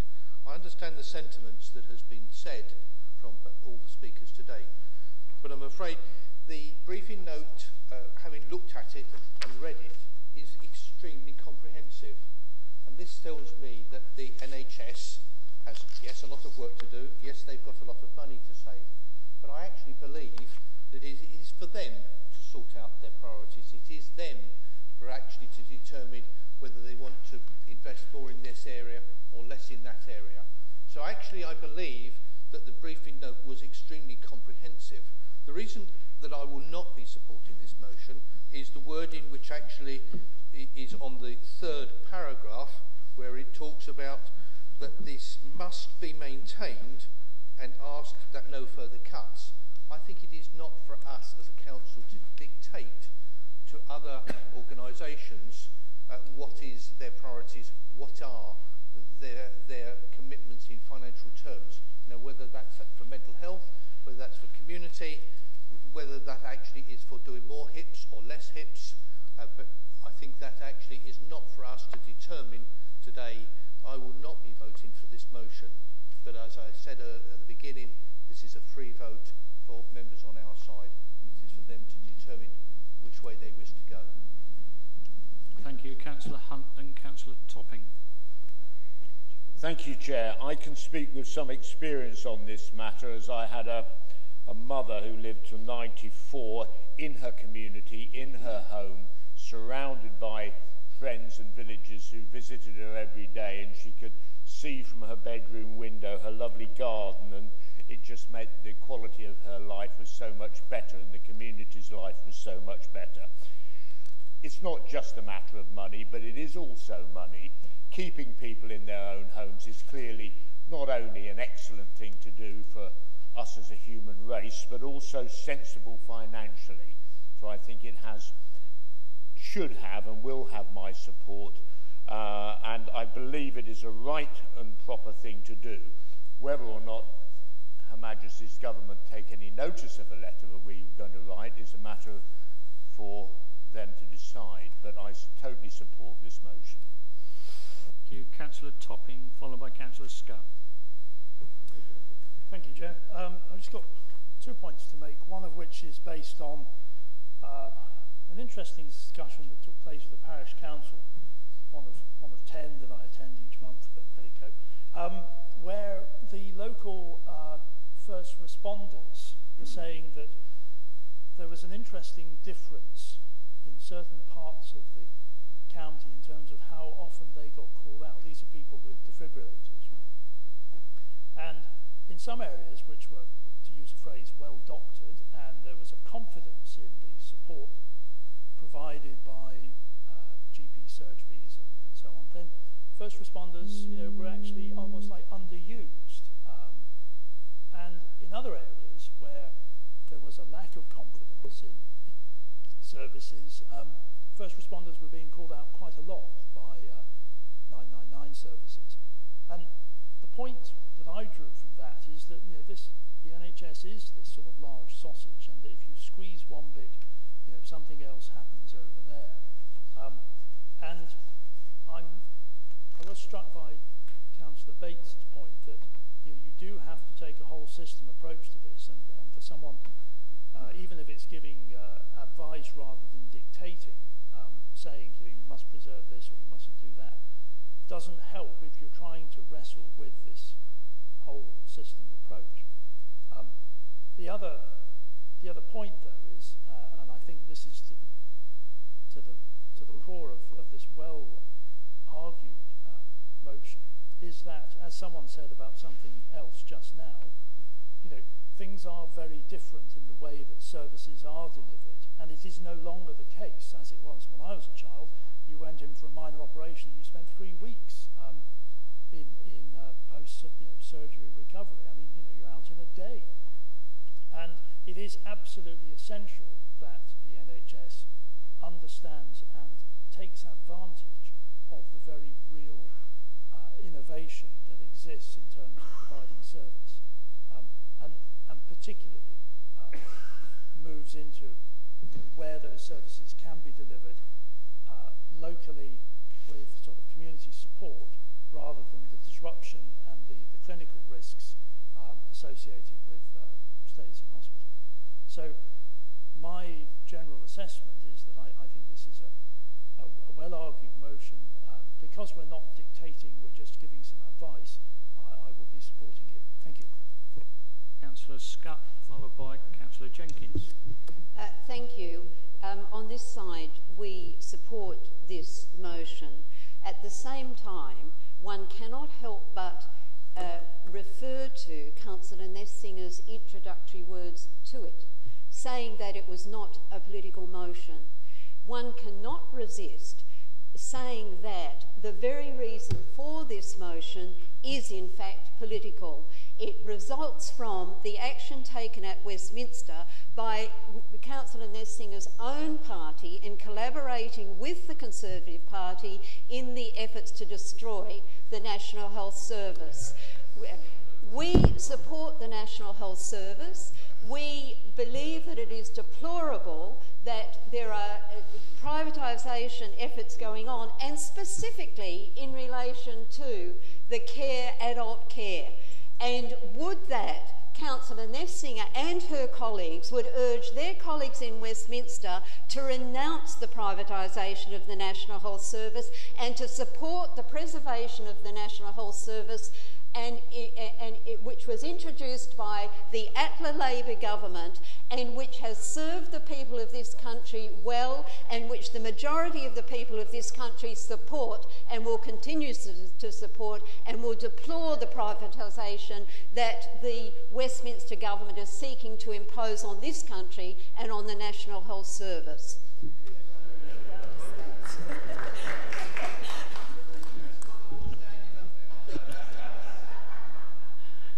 Yes. Councillor Jenkins, followed by Councillor Bullen. Chair, I was tempted not to try to follow that. But Councillor Scutt is right. This is a little bit political. But Councillor Scutt obviously hails from another land and perhaps doesn't remember the history here, because the National Health Service started to go market-based in the Thatcher era, I would imagine, and then that market-based NHS was consolidated under the leadership of the Labour Party. So what we're trying to do at the moment is actually wrestle some of it back. But what we are seeing today is actually the limits of the advantage of the free market, because you have the clinical commissioning group, which has a certain amount of money, and you've got the acute trusts and you've got the block providers competing for that share of the money. And if there are no policy controls on that, then it will go to those that argue their case most strongly, have the biggest drive to do it, and that means to keep their jobs and to reduce their deficits. So this is an excellent motion, and we would support it, and I'm pleased there is broad-based support for it around the room. And it is right that we tell the NHS what to do, because it's the health of the people within this county which is our mandate, and making sure that we invest right now to keep costs under control for the future. So excellent motion, supported. Councillor Bullen, followed by Councillor Augie. Thank you, Chairman. I'm not going to make any political statements other than the fact that it's very nice to see that Conservatives have adopted the UKIP no whip policy, and long may it continue. However,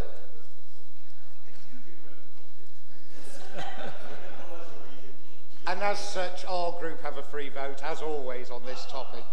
But I'd like to thank Councillor Nsinga for putting together what I consider is a well-researched, well-put-together and well-thought-out motion.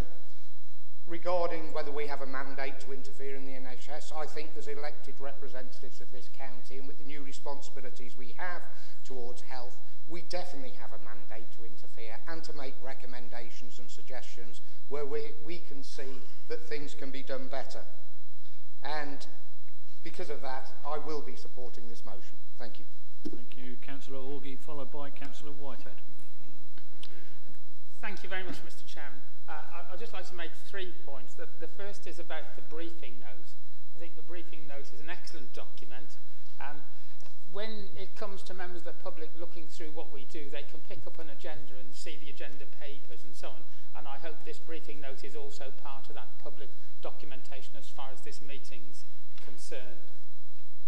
I just wanted to make a particular point about one of the paragraphs, and this is on page 3 of the briefing note. It was referred to in the introduction to this item.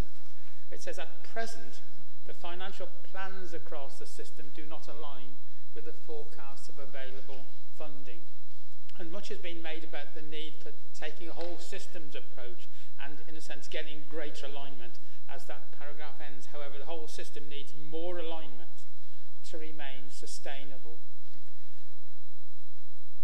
Welcome though this motion is, I think it doesn't necessarily really address one of the key issues as far as I can see in terms of funding, and that is, and it was referred to in the introduction, there's a lack of alignment in the funding mechanisms for various parts of the health service. So some parts, as were indicated, are funded on a payment by results basis. Others are funded in quite a different way. And therefore there's a temptation for different parts of the service to respond in different ways to try and, in a sense, create the best financial environment for themselves. And I think there needs to be a fundamental look at how the funding mechanisms across the whole system, so that we don't have those mechanisms creating tensions within the health service. So when we look at this motion, what we're asked, this council has requested is to the Chief Executive write to NHS England, Monitor and the Trust Development Agency to make sure that, in a sense, there is this greater awareness of each other's plans across the whole system, so that those plans can be much more aligned. I would have liked us actually to have said a little bit more about government at some point actually addressing the various funding mechanisms to create greater unanimity within different parts of the NHS. Thank you. Before I move on, just regarding the briefing notes, they are not, as a matter of course, appended to the minutes. I understand there's nothing confidential in this. If members wished, they could be put on the website. Well, yes, that's very much what I would wish. I think it's part of the whole democratic process. It's only right they should be, because members have all been briefed on these. It would be strange if we talked about these, referred to them, and then members of the public wouldn't have access to those same papers. Yeah, good point. Yeah, we'll arrange for that to be done. Councillor Whitehead, followed by Councillor Burt. Thank you, Chair. I've just got one small point to make. The issue, one of the big issues that does face Cambridgeshire is, of course, that according to the formula that's currently used for funding health, we are severely underfunded. The Health and Wellbeing Board has made this case to NHS England and has sent statistics to show that we are seriously underfunded. And I just feel, in addition, when the Chief Executive does write, if this motion is carried, that he could also reiterate that point, that if we were funded to the level that we believe we should be funded, and the statistics do support that, then we would have more money to spend on clinical commissioning, and that might ease some of the tensions which are presented here by Councillor Nsinga. I strongly support the motion, but I think we could also take the opportunity to yet again stress that as a health authority we are underfunded. Thank you. Thank Thank you, Councillor Burt, followed by Councillor Bailey. Thank you, Chairman. I feel obliged to reply to a number of the points that have been made by members of the Labour group. Recently, I attended a conference, actually you mentioned it a little bit earlier, the Centre for Public Scrutiny National Conference, at which Margaret Hodge was speaking, and she singled out as two examples of what had gone wrong with the NHS private finance initiatives at Hinchingbrook Hospital and Peterborough City Hospital, which is the most loss-making trust in the whole of the NHS. And she didn't mention this, but I'm sure she was cognizant of the fact that both of these private finance initiatives took place under Labour government. In fact, the health minister in question was Andy Burnham, who ignored guidance from Monitor that this PFI would potentially risk bankrupting that hospital, which has been very close to the case. Following on the Hinchingbrook private finance initiative, the Labour government responded to that by putting the management of the hospital out for tender nationally, and on Andy Burnham's watch, every single public sector provider that was bidding to run the hospital dropped out, so that there were only private sector organisations left bidding for it. In fact, I've recently seen a document circulated by the Labour Party to illustrate the growing privatisation of the NHS.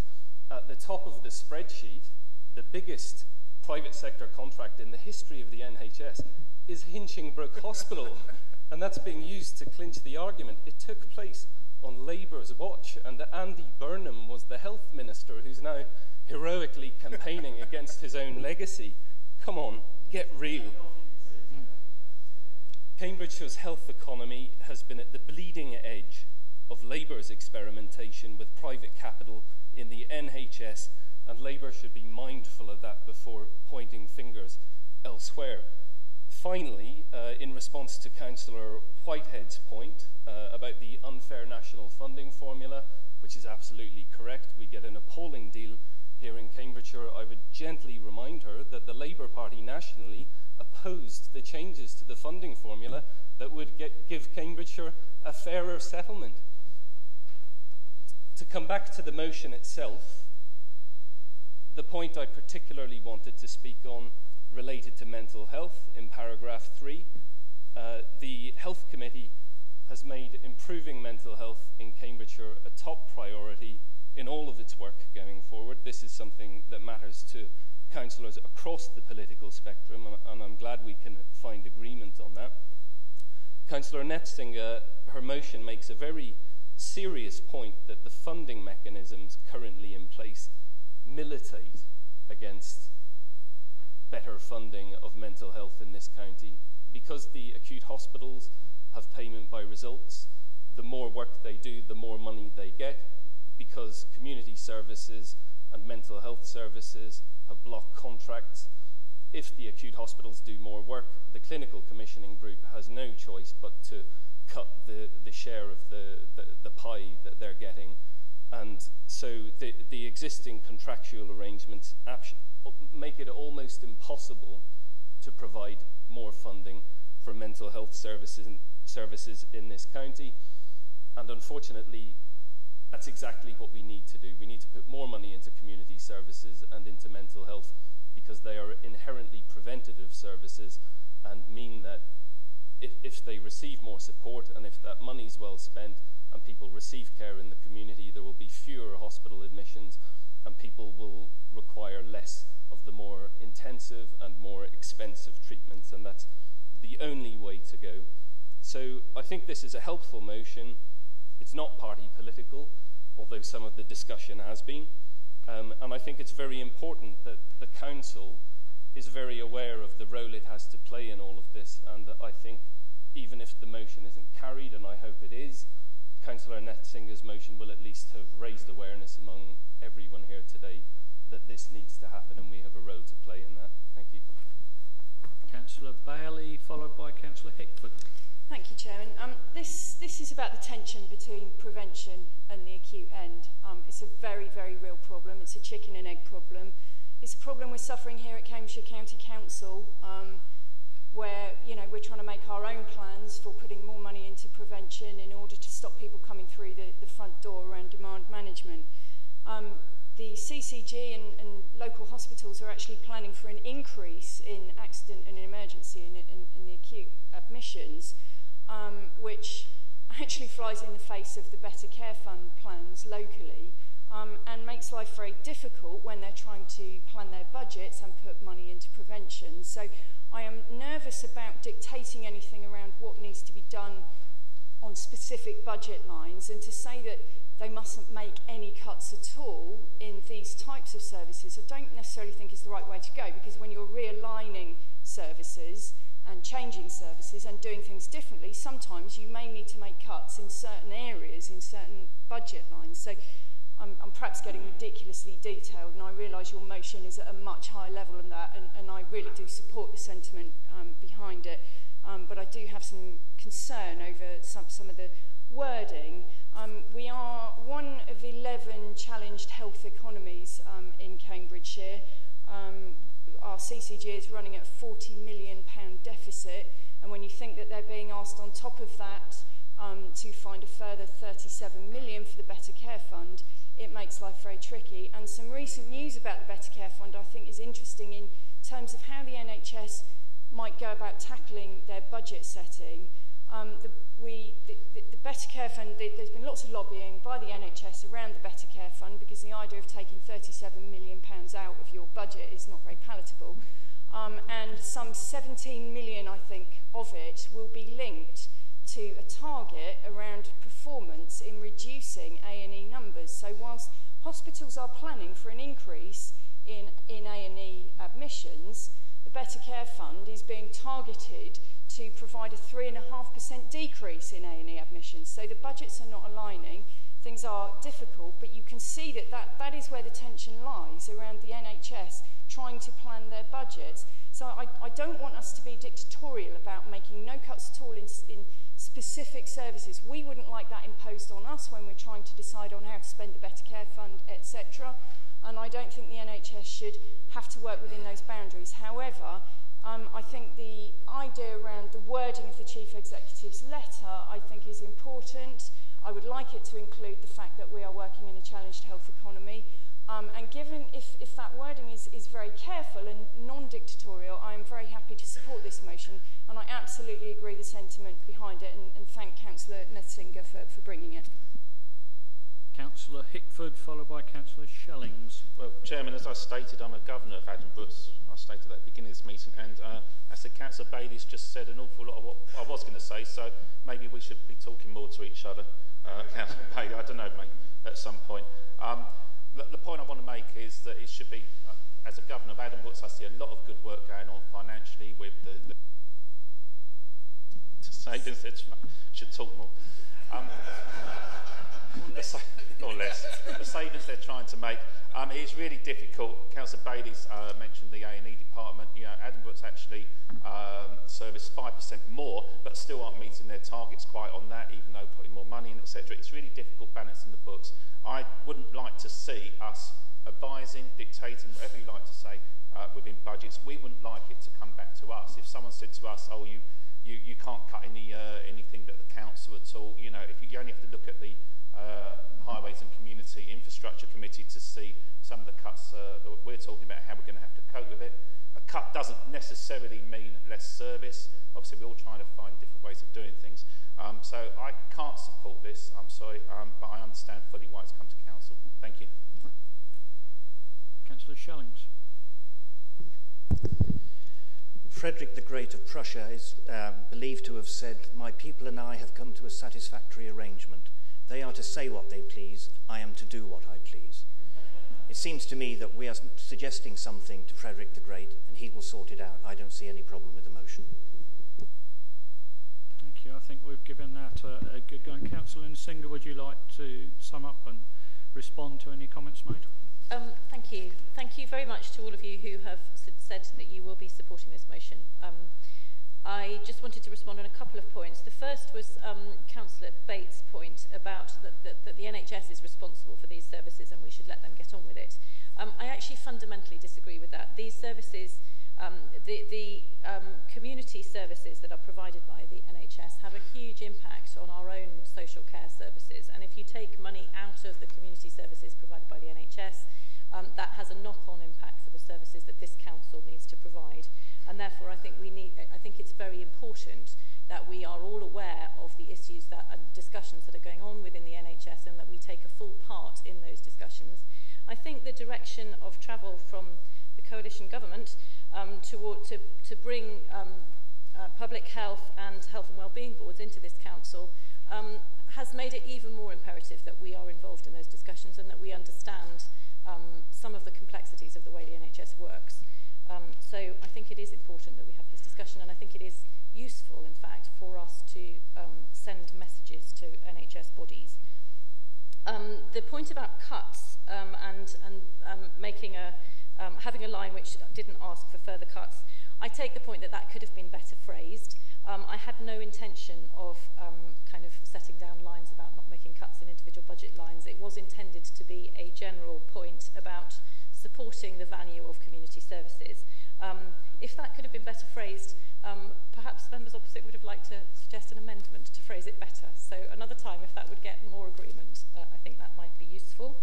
I'm rather sorry that Councillor Scutt decided not to resist making political points.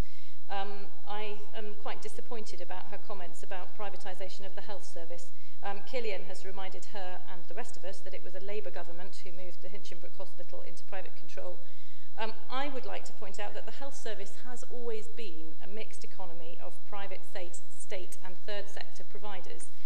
General practitioner surgeries are and have always been, since Beveridge, private companies. My brother, when he wanted to become a general practitioner, had to buy into the company. He had to buy his share to become a partner in the company and take out a loan to do it. It has never been an entirely state-owned service.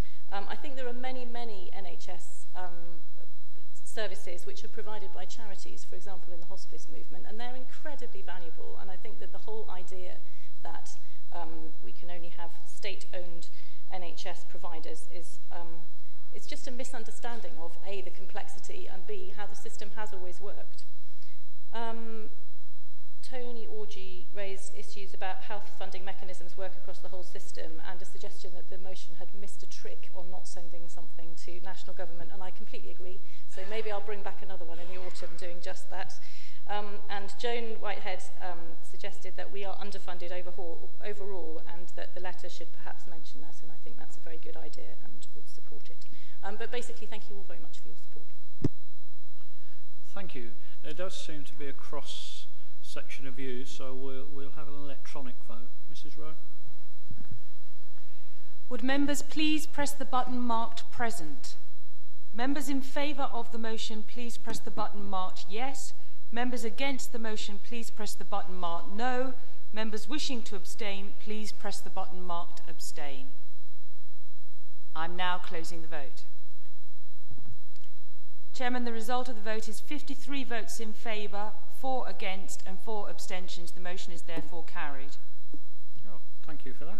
That was a good debate. I'm been informed that lunch is ready, so we will adjourn for lunch. And out of courtesy to our guests, would you mind if I escorted them to the front of the queue as normal? We will reconvene at 5 minutes past 1. 5 minutes past 1. Very precise, and it'll be a prompt start. Thank you.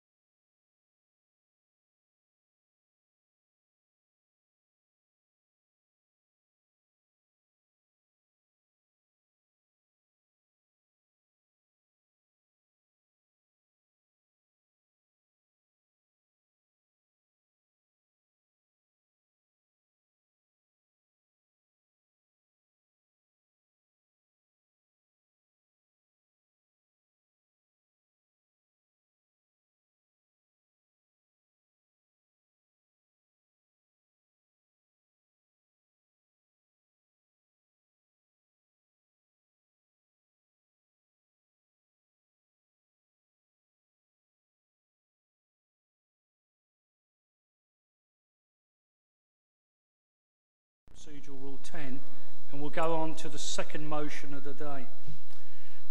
Can I ask Councillor Count to move and speak to his motion?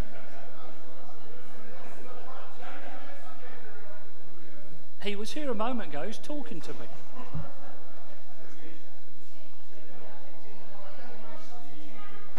Sorry. I thought you were in the room because you were just talking to me. Okay, that's what I said. Councillor Count, can you move and speak to your motion? That's set out on pages 4 and 5 of the council agenda. Yes, my apologies, Chairman. I found since becoming leader of this council, the ability to walk down a corridor at speed is often punctuated by people who want to have a quick word that generally isn't so quick. To the motion, the thing I think that unites us all here is that we wish to make a difference. I do like acronyms, that makes us mad. And it is those differences that we try and achieve that mark our period of term of office. Many of us have different ideas on what we wish to achieve, and sometimes when we wish to achieve something, people from different party political groups have different ways of achieving that. But I do feel that together we would all agree on wanting a fairer society. Now, it's taken me a little while to get used to county council business and what everything's meant by it all. And one of the things that I came across that I was unaware of really before I got into this realm was areas of multiple deprivation and the way that they're measured. And this county of Cambridgeshire has 3 areas of deprivation in the most 10% deprived in the entire country. And I cannot understand how that is. It simply is beyond my belief that a county that has areas as rich and affluent as certain parts and has all the advantages on offer actually has 3 areas that can be measured nationally. 3 areas that can be measured nationally as in area of deprivation. Now I know that this council has done a huge amount of work to alleviate the problems that exist. And I'll give you an example quite recently, I'm talking in years, not in decades. The Wisbech 2020 vision has been launched in order to tackle a specific area and try and help that area come along. But at the end of our 3 years, that will be well before 2020, and there'll be certain points of that we can say we helped with this bit, that bit came along a bit further, we achieved this. But there maybe isn't enough for some of us as committee members to hang a hat on and say, I was there when we introduced something that I can hang my hat on, and we made a difference. And I look at the future and I want to see a Cambridgeshire with no areas of multiple deprivation in the lowest 10% nationally. And I don't think that we can achieve that in the very short term. We can aim for it. And I tend to think that we've got to bridge that gap between now and the future, and that's a huge bridge, and we want to take thousands of people across that bridge. And I refer back to Wisbech 2020. That is a bridge that we have designed. That is a bridge that's being project managed. That's a bridge that there's some money gone in for. But it'll be taking years to get across from one side, the present, to the future.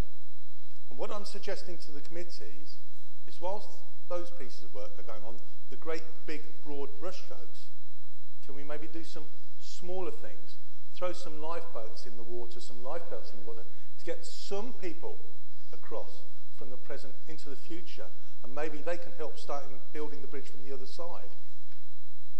We now operate in a committee system. In the cabinet system, the leader would have had the power to say to his cabinet members, I would like you to set targets specifically to change something in your area of multiple deprivation, and the cabinet would have gone out with their agreement and done that. But we no longer operate in that system. So this is a new world we live in, one of committees, and you all have your priorities. And I think that you recognise a fairer Cambridgeshire is one of those priorities. But how are you going to get there? Well, I suggest you continue doing the large pieces of work, the Wisbech 2020s, the Soham Station Those sort of things are very large projects.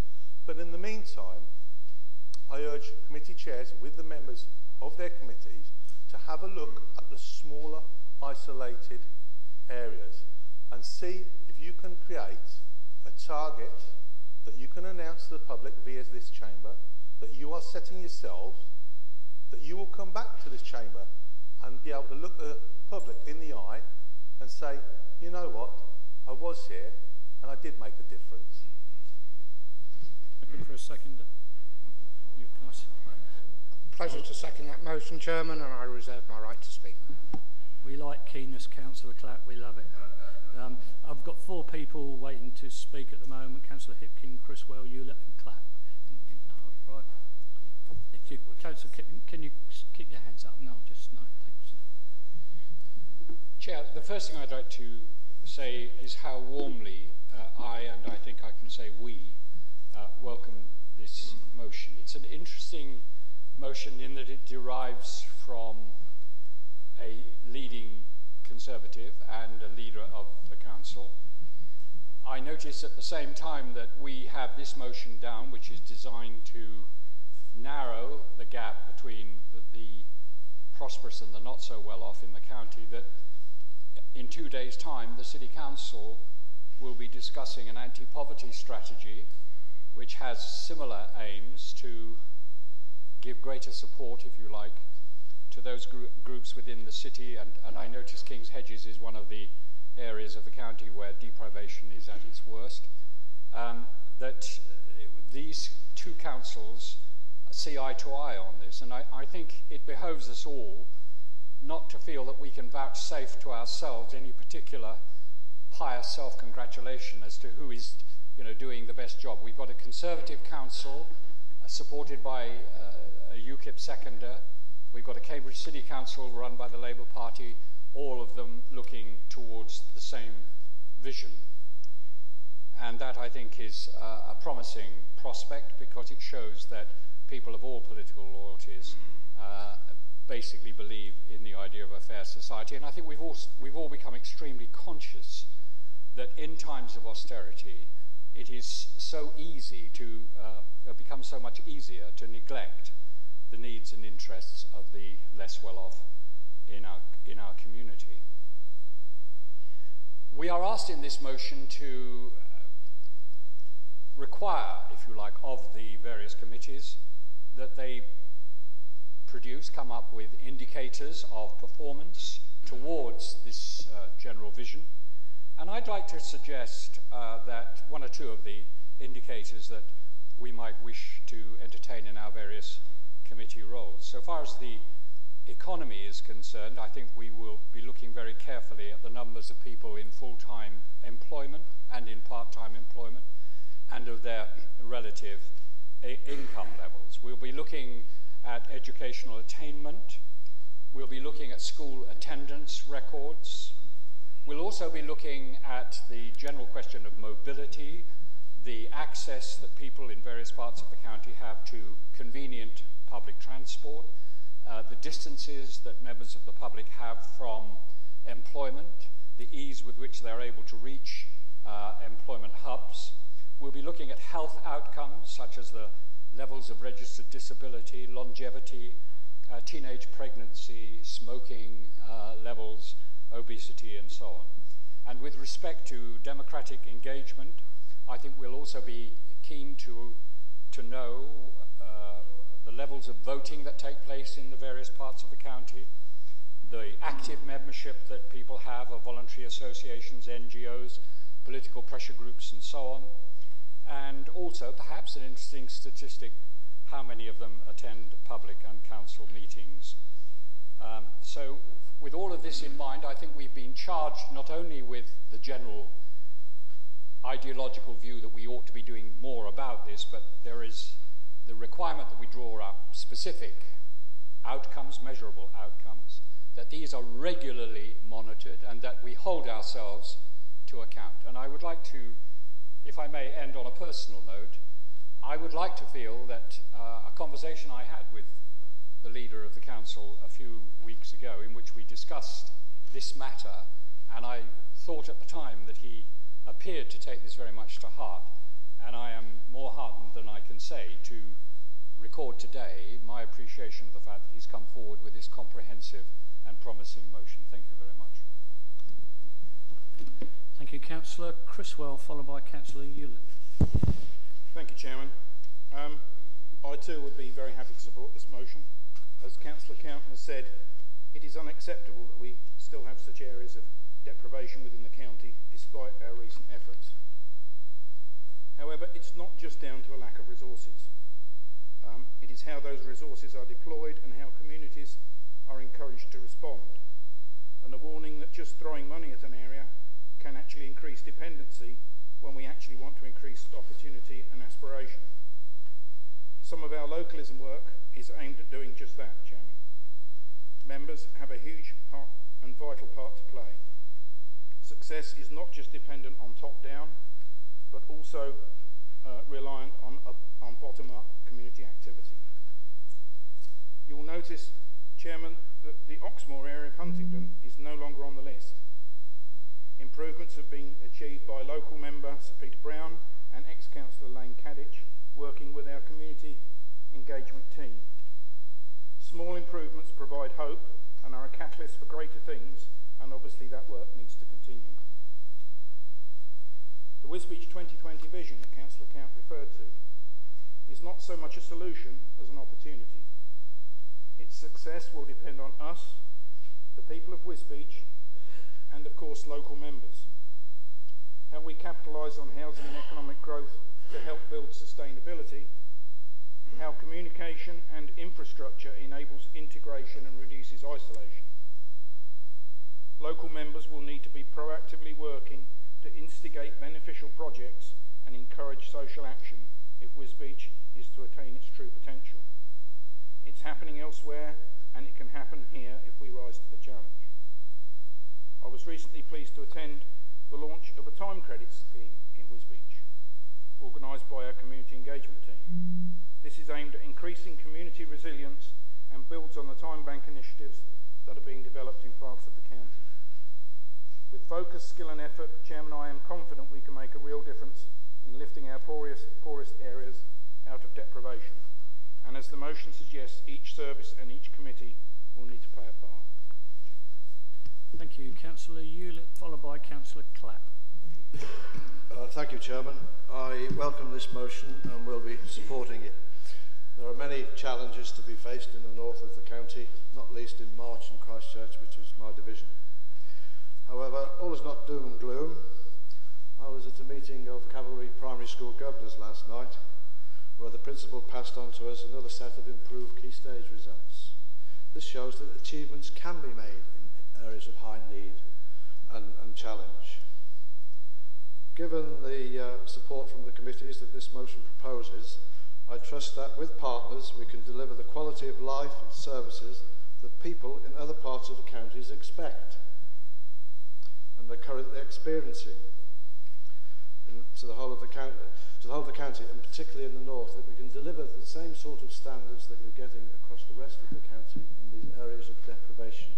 A couple of weeks ago I went to a cinema in Wisbech, just newly opened there, and the manager was showing us around there, and very impressive, really modern cinema with all the bells and whistles on this sort of thing. One of the points he made, that some residents of Wisbech had been in there and they were astounded at this. They'd never seen anything like this in their lives before. And he said, well, some of these people had never been to Peterborough, never been out of Wisbech. They didn't expect these things. They're all a complete surprise to them. We must make these things everyday life, that they have the same aspirations that the rest of us have, and the ability to achieve them. So this is what we really need from these committees going forward, I think. Getting people on side, working for people. This applies across in the city as well as in the north of the county. But that was really an eye-opener to me. That some of the people in Wisbech there, they think this is not theirs, this is for other people. It shouldn't be like that. It should be everybody's thing. Thank you. Councillor Clapp, followed by Councillor Downs. Thank you, Chair. First thing that comes to mind, it's a lovely motion. Really reads nicely. But I mean, you know, if the Conservatives hadn't starved Wisbech for the last 20 years of money, we wouldn't be in this situation where we are now. 2020 vision. Peter and myself, we never got invited to the meetings. Why? You know, aren't we part of the situation and solution? I mean, how can we contribute if we've not got input and not got any inputs? I've lived in Wisbech 14 years, and FDC have been targeted with investigating dereliction in Wisbech. It's still the same, nothing changes. I had to go to a school next week where they had a really bad on the need to improve Ofsted. I'm part of the infrastructure group that's to do with transport. Again, I was not invited to the last meeting. What is needed is more things for the youth of the north to do. Jobs, for instance, real jobs, not just something, oh, we'll take you on this scheme, that scheme. I have one young lady who has 2 degrees, she still doesn't have a job. And I think we need to have more youth work focusing on 16 to 18-year-olds. Steve, it's a lovely motion, it really is a lovely motion, but I want to see actions, not words. Thank you very much. Councillor Downs, followed by Councillor Walsh. Thank you very much, Chairman. Yes, I welcome the thrust of the motion. Clearly, we're all in favour of a fairer society. Nobody wants to see an unfairer society. That's so evident. I just want to draw attention to the impact of poverty on academic achievement. There is a very high correlation between poverty and poor academic outcomes.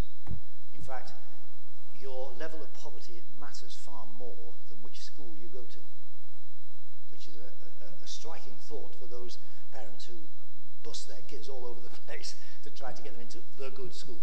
How poor you are affects your level of outcomes. So attacking poverty is clearly important in academic outcome terms. Fortunately, the present government, much maligned of course, but nevertheless has done something in this respect in introducing the pupil premium.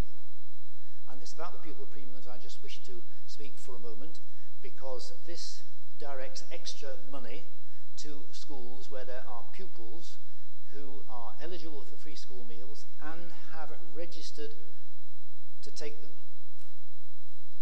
The amount of money involved is substantial. For a primary school pupil, it's £1,300, which is a very massive uplift when you think of the relatively poor funding that we get through our normal system.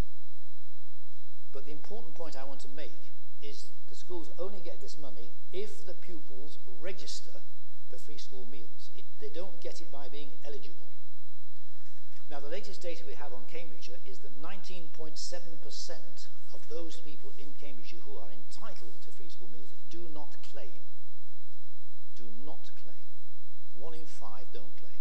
There are a whole lot of reasons why they don't claim, but that's a very striking statistic. And once you've claimed, your child gets that pupil premium for the next 6 years, even if you no longer become eligible. So that's a very significant piece of money. You can work it out for yourself that it's a very substantial bonus for schools for working precisely with the young people who are most deprived. So what I want to say to you all is make sure that the schools you are working with are fully apprised of this the importance of not only of identifying wherever they can free school meals families and getting them to register. And it's going to be made more difficult this year because all pupils in Key Stage 1 are going to be having a free school meal. And the fear is that that will mean people who would normally have qualified will say, oh, why bother, because they're getting a free school meal already. Now, the Education Department, Keith Grimwade and his colleagues are doing a lot of work on driving this point home.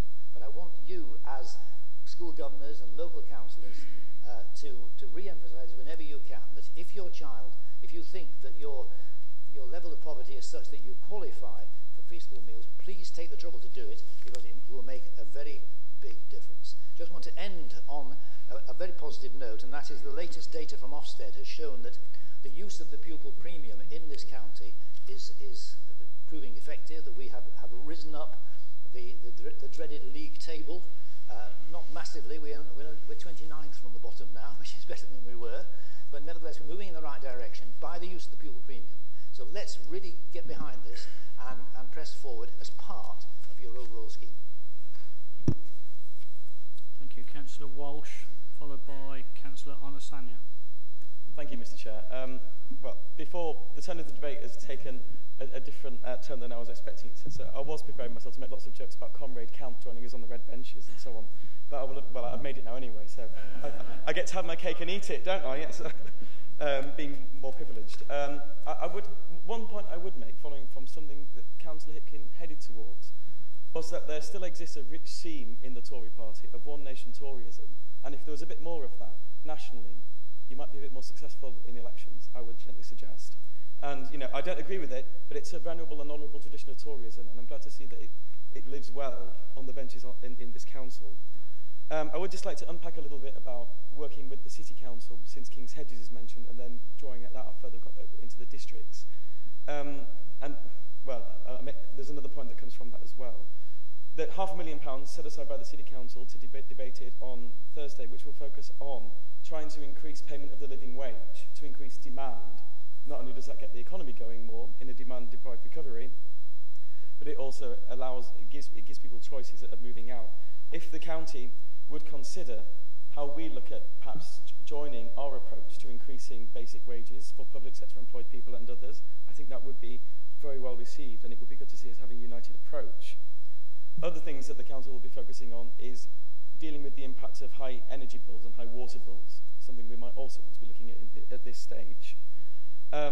It wouldn't be one of my speeches, would it, if I didn't make some reference to all my mates in the Liberal Party. But I would gently urge the members on these benches to ask your City Council colleagues not to vote against the anti-poverty strategy on Thursday, because that will put you to the right of those. We all knew you were there anyway, but sorry, I just couldn't stop myself. Councillor Hipkin. There are always winners and losers in markets, and the public sector should act, at the very least to alleviate the impact, but also should be intervening directly, and I'm glad to see this. One thing that we would like to suggest, that we suggested in our alternative budget, was prioritising the people-facing services in the face of cuts.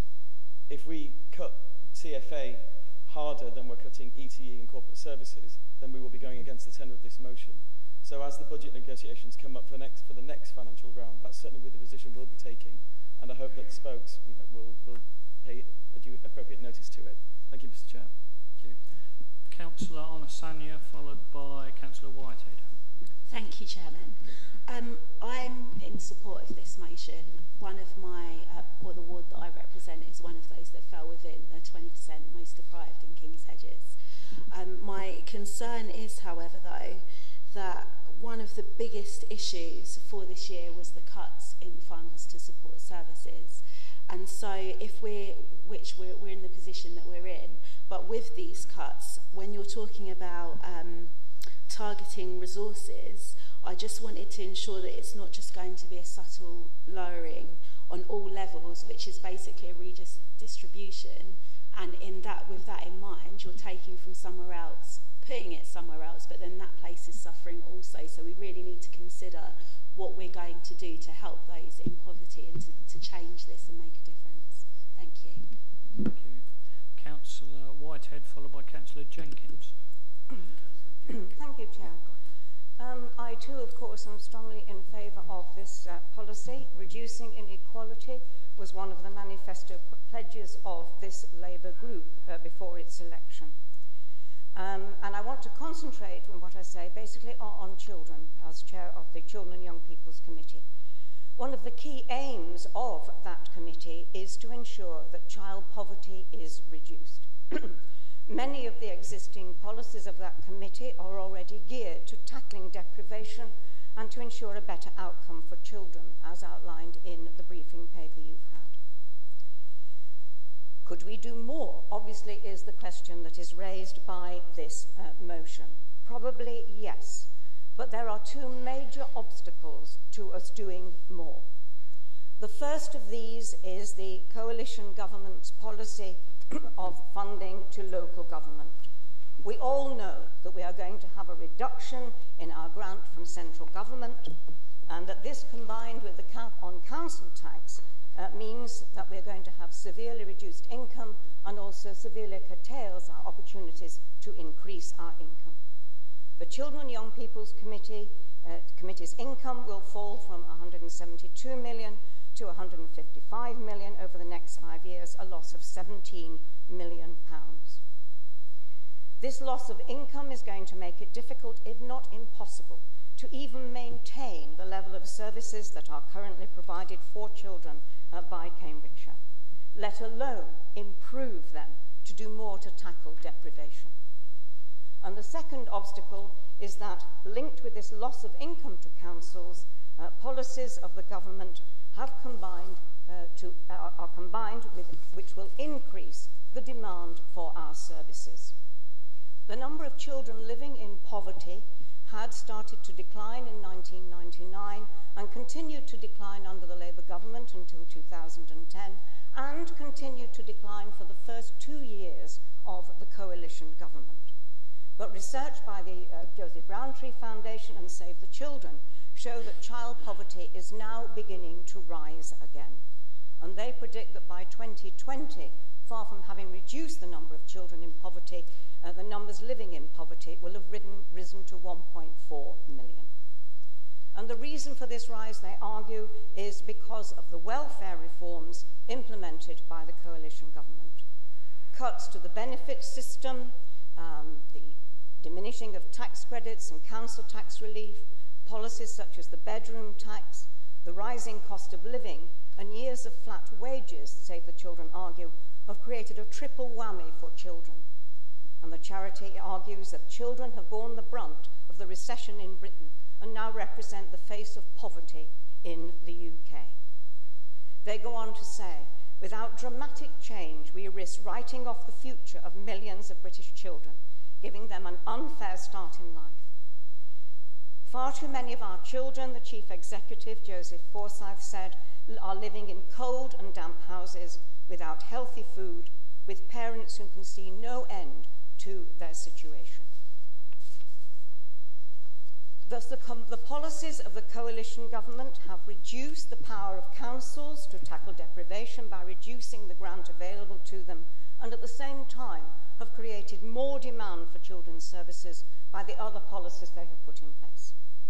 I am sure that many of my colleagues on the Conservative and Liberal Democrat benches in this chamber do not necessarily support these policies, but nevertheless they have been done in your name, and therefore you do bear some responsibility for them. It would seem to me that the Conservative and Liberal Democrat members would be far more effective in reducing deprivation if they persuaded their government to change its policies, particularly the funding of local government. It is all very well to say that we have to do more with less, and I think in the year that I've been on the council, I think we have done more with less. But when I look at 2015 and 16, I think the result of less will be simply that we are able to do less. Thank you, Chair. Thank you. I've got approximately 10 people waiting to speak, so I'm not going to take no further speakers. If after those 10 you feel you've got something new to add to the debate, then I'll take you then. The people waiting to speak are Councillor Jenkins, Councillor Topping, Councillor Burke, Councillor Giles, Councillor Bates, Councillor Mason, Councillor Bywater, Councillor Gillick and Councillor Manning. They're the names I have at the moment. Councillor Jenkins, followed by Councillor Topping. Thank you, Chair. Let's bring this back to Cambridgeshire, which is what the motion's about. It's not news. We've known this for a long time.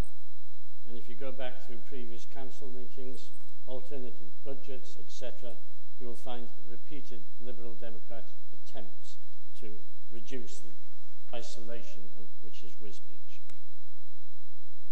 To some extent, I'd say that Steve has found religion. He's the prodigal son. Having been part of the ruling group that ignored the problem, he has now said there is a problem, we have to measure it. So let's welcome the prodigal son. Well done.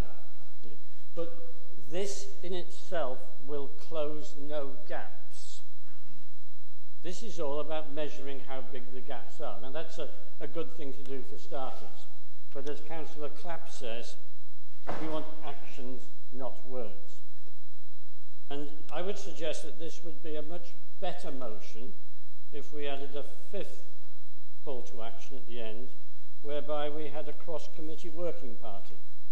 specifically focused on coordinating activities to reduce the deprivation to which he refers. So this is not a good motion, but it's not a bad one either.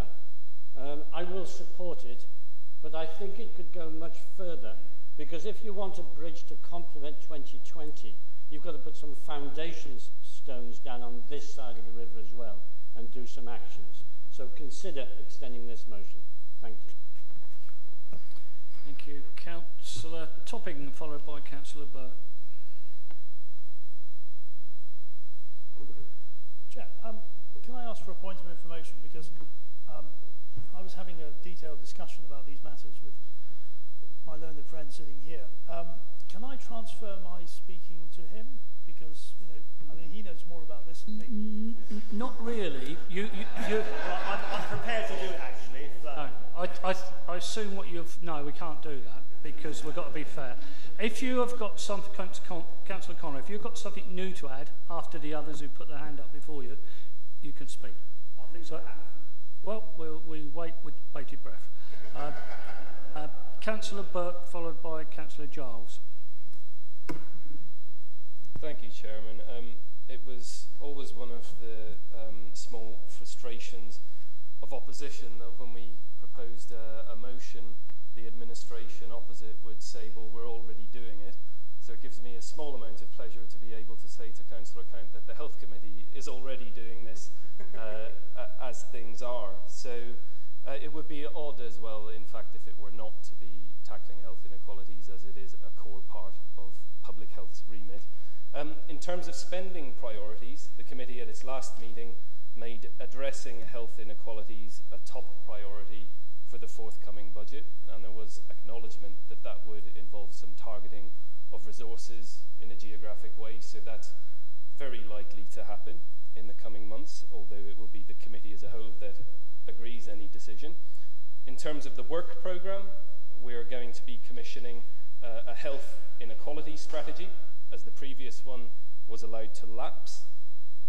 We've agreed to review the performance indicators on the committee, including those that relate to health inequalities, and particular concern has been expressed in relation to the risk analysis relating to health inequalities, the failure to adequately address existing health inequalities scored a 3 out of 5, and quite a few members felt that possibly the likelihood of failing to eliminate health inequalities merited a slightly higher score than 3. In terms of the procurement that the Council's doing, the various procurements, it is currently in the process of the tenders it's conducting. Addressing inequality and reaching hard-to-reach groups is fundamental to every single one of those. Councillor Orgy ensured that was the case when he was the Cabinet member, and the committee will continue to do so, I can assure you. And the last point I wanted to make was that I think the Council as a whole is in a much stronger position to develop this whole agenda following the transfer of public health to local government, and I don't think it has been sufficiently recognised that this is a massive decentralisation of decision-making power and influence in relation to this whole health agenda. The public health team bring a huge amount of expertise and clinical knowledge and evidence to bear upon the work that local government's doing, and likewise local government is out there in the community. All of the services we provide there are out there in contact with people, and so local government can function potentially as an incredibly effective delivery arm for this whole public health agenda. So that's a massive improvement and an enhancement of what this county council can do in terms of tackling entrenched health inequalities. And I think the recent work we've done on mental health in particular, which is a very fundamental inequality, has shown that public health is already massively enhancing the work that we're able to do. We've never before been able to draw on such comprehensive clinical knowledge in the work that we're doing. So I think it's a constructive motion and I support it, and we're already doing it. Thank you. Thank you. Councillor Giles, followed by Councillor Bates.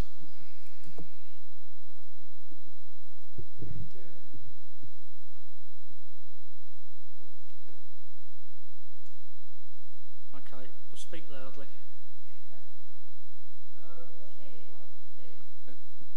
Try it again. So you're on now. You're on. Success.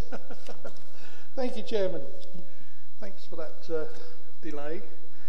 Yeah, this is a very, very good motion, and it will get my support. I'm sure everybody else, by the way things are going.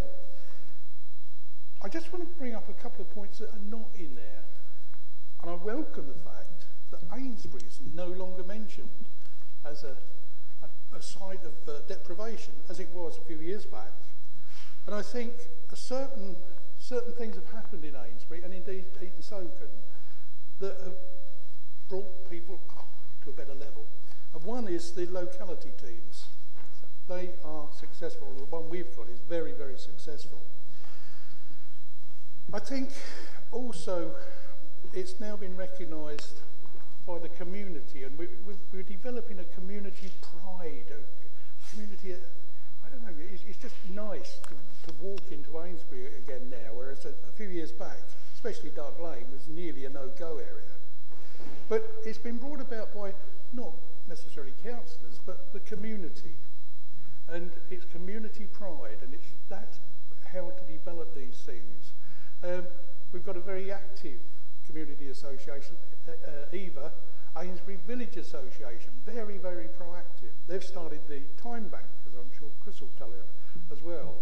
They've on our say-so, I say, Steve and myself say so, if we spot a need to set up a residents association, we just facilitate that through EVA.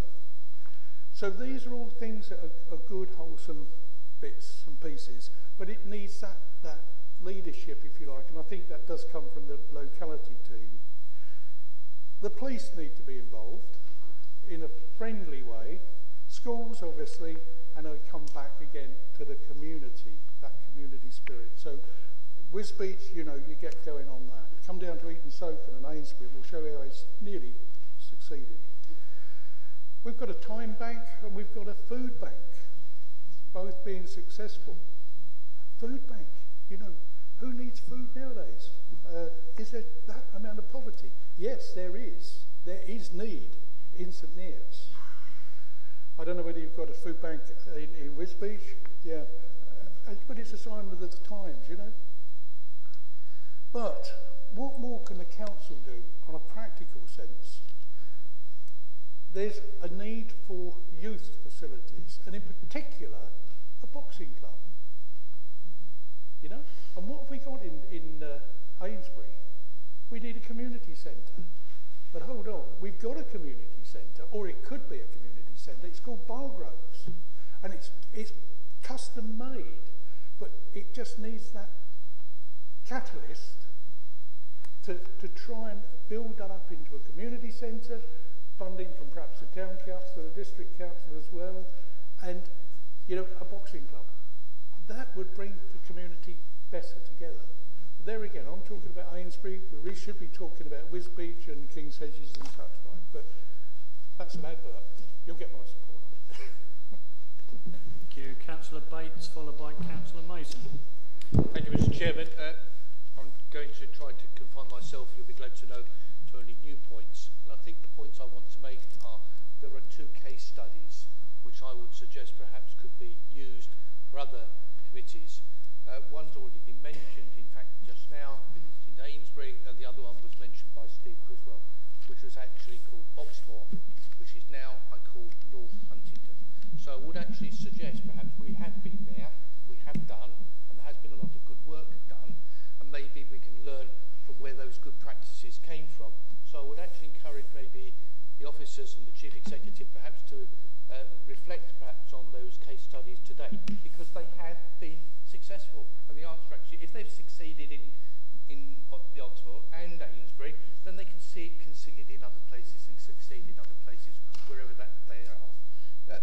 From my point of view as chairman, and I will remind all the other chairmen, which includes Councillor Clapp, that the motion actually is quite clear, and therefore it should appear on all of our agendas coming up, because it purely states it calls upon the committee chairman and vice chairmen.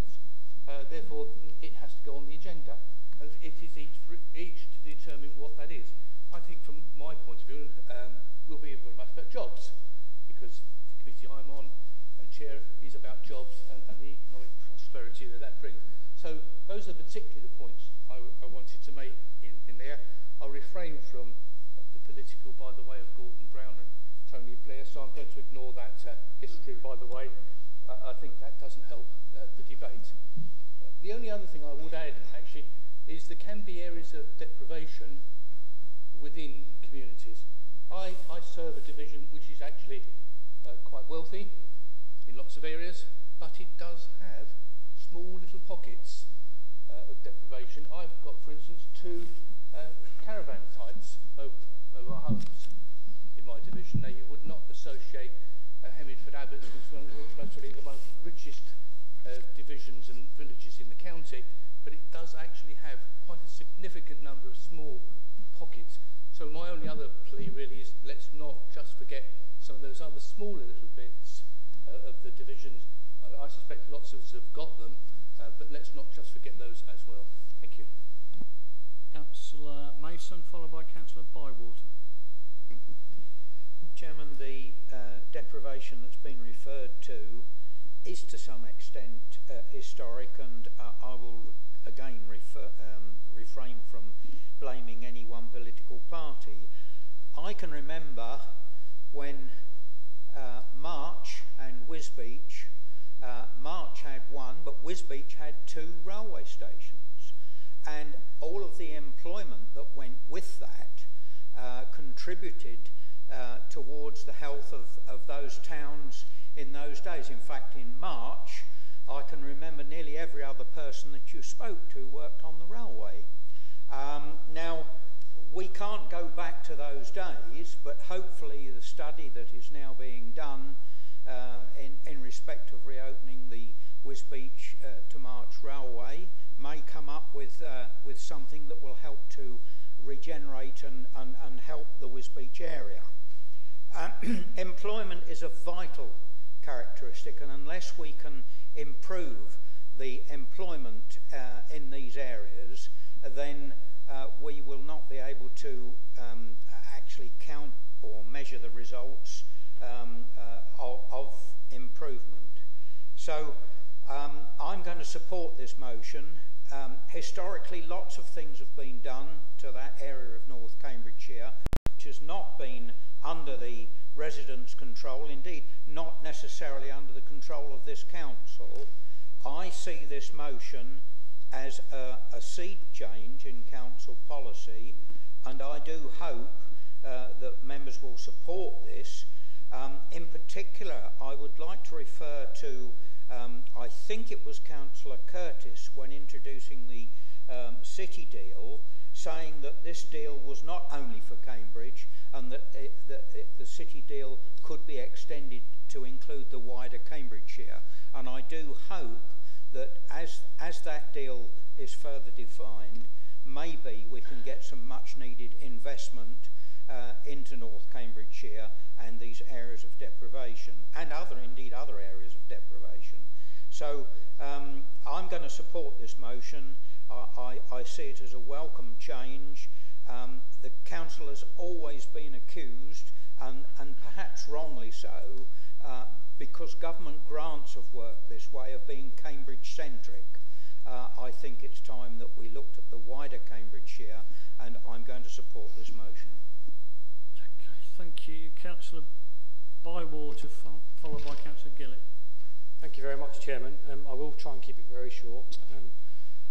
I really want to just talk about the fact that I'm actually on the Children and Young People's Committee, and I've actually stepped forward to be the lead member on the Child Poverty Strategy. I'm just going to give you some figures. There are 15,800 Cambridge children growing up in poverty. That is a staggering 12.6% of all our children in Cambridgeshire. The evidence is absolutely clear that these children face greater disadvantage and few opportunities in childhood than in later life. They are more likely to die at birth or in infancy than children born into richer families. They are more likely to be left behind in education. By the age of 3, poorer children are estimated to be on average 9 months behind children from more wealthier backgrounds. They are almost twice as likely to live in bad housing.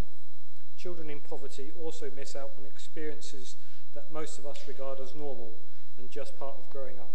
They don't go on school trips, they can't invite friends round for tea, and can't afford a one-week holiday away from home. I had a meeting a couple of weeks ago with a number of stakeholders, including Job Centre Plus and various other voluntary organisations from Cambridgeshire. Lisa Faulkner, who's preparing the Cambridgeshire Child Strategy for 2014-17, we got a great response in that there's a real keen appetite to help go forward with this type of stuff. I want to pick up on the point that Councillor Bates said. I had my eyes open to the fact that there's many parts of rural Cambridgeshire that we all assume are very affluent areas that have got lots of poverty issues in. I welcome this motion and I'm going to fully support it. Thank you very much for putting it forward. Thank you. Councillor Gillett, followed by Councillor Manning.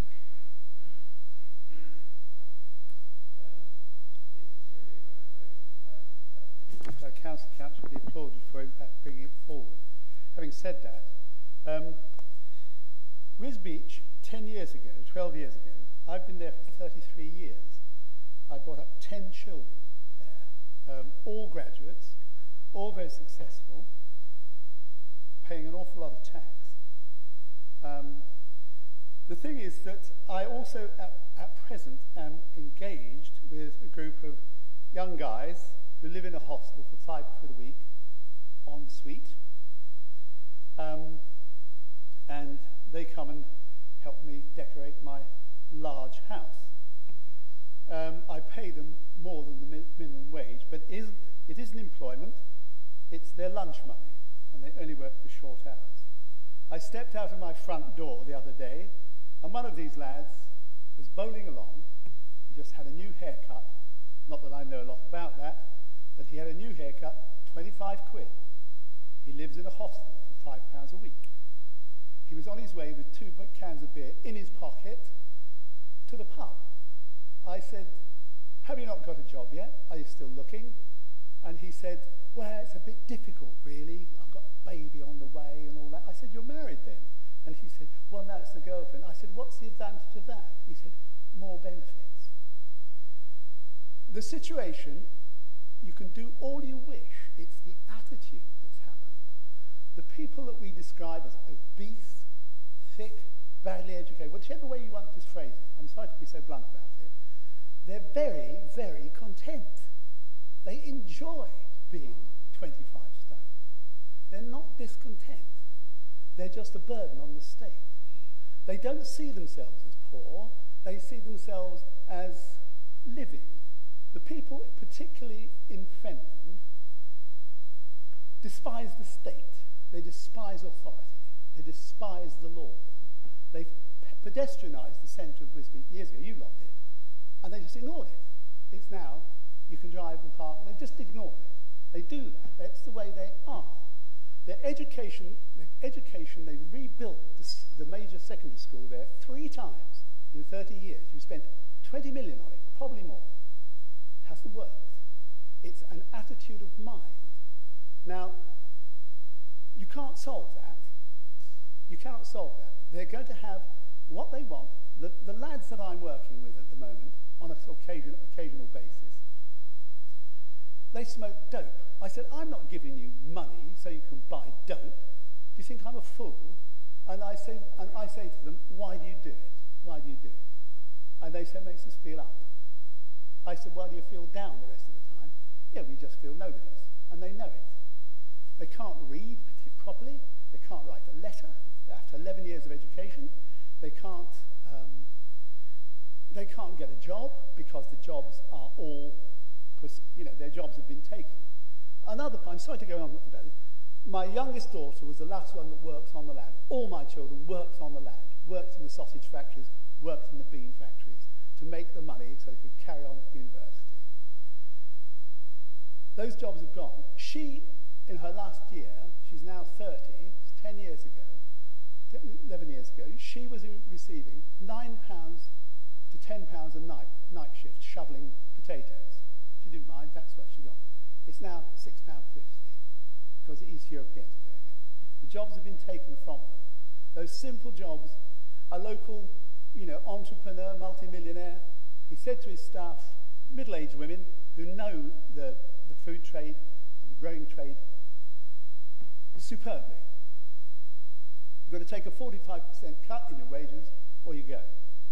They all go in because they have homes to live in, little car to run, and etc. They're not prepared to live in their car or 14 to a house, 20 to a house. So that's the situation as it is. You can't solve that. We can't solve that by having little sort of schemes and little visitors going round and about. It's so profound and it's so nationwide that you're up against it in all sorts.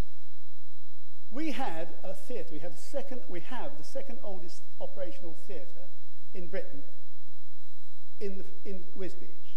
I, in fact, was found a member of it. We rebuilt it and put it back on the map because it's 17th century. Oh, no. That's still there. Sorry, I'll be finished soon. The thing is that we have a cinema. We had 2 cinemas when I moved to town. It's all gone.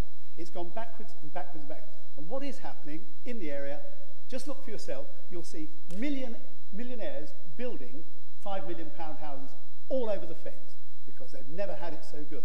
Now your education, I'm sure the education is pushed down. Time's up, Councillor. It is, I'm sorry to stop. Thank you. Anyway, what you're saying is brilliant, Mr. Councillor Count, and thank you for that. Let's hope something comes of it.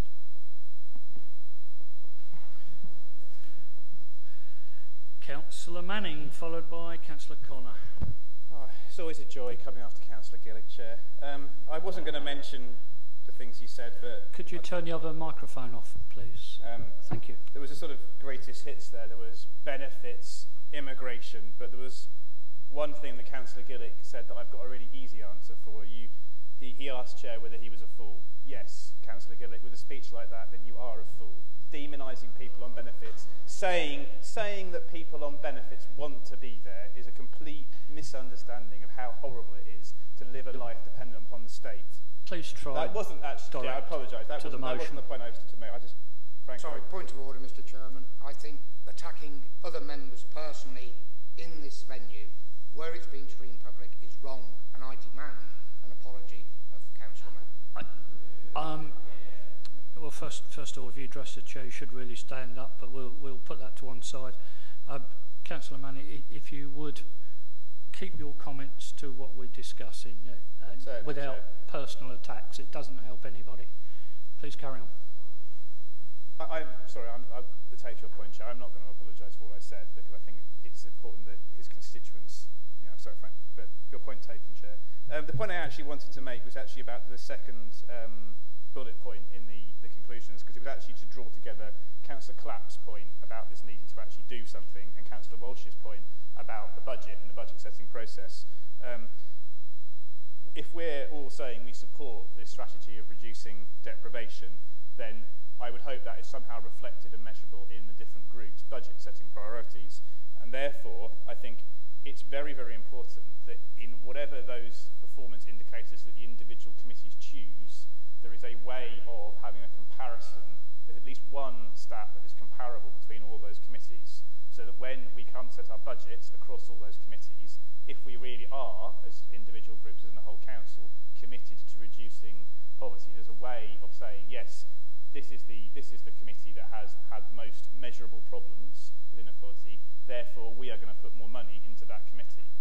Which, if that's your priority, that's what you should be doing. So that's just simply my appeal that if we are setting performance indicators, the committees do get together to think about at least one that is comparable between the different committees. And I'll just add to that my usual plea for some proper statistics, please. Can we have medians, not means, and variance figures on averages, etc., etc. But I think the most important thing is some way of comparing empirically the different committees, which allows us, when we get to the budget setting process, to see who really is committed to this strategy. And again, like everyone else, I want to thank Councillor Count for bringing this motion forward. Councillor Connor. Yes. I'm a Fenland District Councillor. Wisbech has had more money spent in Fenland through European and Fenland money than the rest of the 3 market towns and villages and hamlets altogether in the last 4 years. This can be substantiated, but it's not all doom and gloom. I am deeply in favour of the motion put forward by Councillor Count, and I know our new leader at Fenland, Councillor John Clark and the Conservative ruling group at Fenland has very high hopes that Wisbech prospers. And the projects are now in the pipeline for discussions are the Wisbech March Railway Link, whichever form is delivered, the regeneration of the Nene waterfront that is in advanced negotiation or indeed signed off, and also the A47, and also the derelict buildings. All of these, in my opinion, are treated very seriously indeed, and it's my belief that Fenland and county councillors are working very hard behind the scenes to make these projects happen. I can only reiterate to this council, I will be supporting Councillor Count's motion. Thank you. Thank you.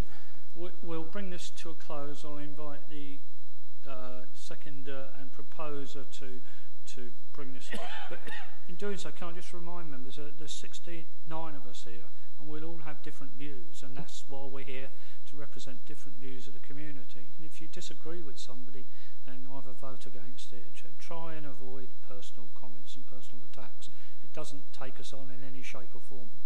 Can I ask Councillor Bullen as a seconder if he wishes to? Thank you, Mr. Chairman. I'll keep it as short as I can. I've made a few notes, but I probably won't refer much then. I think one of the main points that was brought up was that from Councillor Jenkins. And I don't care who's responsible for the problems we have in this county. We're now responsible for putting them right. And when he said this is a county council problem, it's something that the county council need to sort out, he was correct. And I think it's brilliant that the Conservative leader of the council has brought this motion, that UKIP have seconded it, and by the sound of things, every other party has agreed that it's a good first step in putting those wrongs right that are wrong, if you see what I mean. But it's also important, listening to the local members, that it may not be purely financial. So we have financial restraints, but what this does, it's a catalyst to the chairman and to the members of those committees to do what they believe will be the right things to do to make everybody within the county more equal. And I think it's a great stepping stone. It's a great first step to take. And it also gives those committees a mandate now to go and carry out that work, because hopefully by the time we press these buttons in a couple of minutes' time, it's going to have more or less unanimous support, and I would hope unanimous support, and that we can then get on with the work ahead. But do listen to the local members. They are the people who are there on the ground. We may not agree, all of us, with their opinions of things, but they live there, they know. And also the one thing that came up, one thing I thought I'd mention is, certainly we've mentioned a few names, but it doesn't preclude us looking at the pockets of deprivation in otherwise affluent societies. There's nothing in here that says we have to just look at those places and those towns that are mentioned. We can look at anywhere in the county. And I thank Councillor Count for bringing it, for allowing me to second it, and I hope you'll all support it. Councillor Count, do you wish to finalise? Yes, I apologise for extending the debate, but there's a few issues I'd like to assist with. And the first is about the ongoing work that Killenbrook mentioned with the Health Committee, and I'm sure a number of people reflected on. And I'd like to pay tribute to the officers for the commendable work they've done so far. The briefing note I had on the extensive amount of work over the council that is already underway was very obvious that we do a lot. These are policies that have been instigated over the years. This is not to replace them. This is in addition to supplement them, and just another sling in our barrow, another arrow in our sling, another tool in our box. I'd like to say that, you know, compared to Councillor Manning, I am the new kid on the block, so I wouldn't like to teach anyone to suck eggs, but it's not appropriate to call somebody a fool. You can say what they've said is foolish. I believe that's acceptable. But there is one thing... Chair, can I make a point of information, please? I think it's quite important, because it's not to attack Councillor Count, and I take the point he's just made, but Councillor Gillick disparaged an entire race in this chamber, which frankly I think is disgusting. So I apologise if I got emotional, and I take the point about fool and foolish, but I do not apologise for what I said. Right, okay, well I think we can all take this as a learning point today and not repeat it in the future. Please carry on. Yes, I was trying to be helpful in saying what is appropriate, and And it might surprise you to find that there was something Councillor Killick said that I did agree with, in that some people's attitudes do have to change. With regards to a challenge, Paul, you promptly laid the mat at my feet and you said we want action, not words. And that was echoed by Councillor Jenkins. I think if you look at the motion, that is what's being asked for. We are saying, not to individuals, but we're saying to you committee members, you leaders of your committees, actually put your head above the parapet, say what you're going to do, and deliver it. And I think you'll all be better for having done that. And it's nothing led, as Councillor Bullen pointed out, there are no areas specified in this motion. There are no directions given as to what you should do. You, in your committees, will find yourselves best placed to make those decisions for yourselves. And one of the things that was repeated was poverty and the amount of money we allocate to issues. Deprivation isn't just about money. It goes across a whole plethora of issues. Obesity was mentioned, smoking is another one, education. So it's not just about money. There's a whole range of issues, and it's not just about throwing money at it. The point that Councillor Downs raised about the free school meals coming along, it is a real time bomb waiting to explode if people aren't encouraged to go up and sign up. So perhaps that's one that maybe people can find a very low-cost solution to achieving a great result for education. With the comment about a cross-party committee coming to work and drive this out further, at the moment the role that Steve Criswell has taken on as localism champion will be to work with all the committees and all the services to find ways of delivering this in a united way, recognising the local challenges and differences that we find. When a comment was made, John, access to public transport. Over the last many years, I've heard a lot of calls for access to public transport that has been city-based. And when you compare that to the access to public transport up in the Fens, Yaxley and other areas, perhaps that's something that this will help you think about in a little bit different way.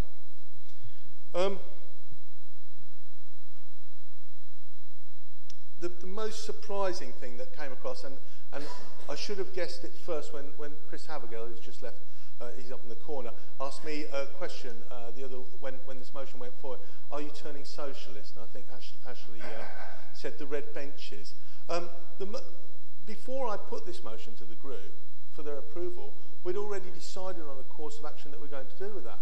And one of the words spoken, I think James Palmer put it very nicely when he said, the Conservatives do believe in a fairer society.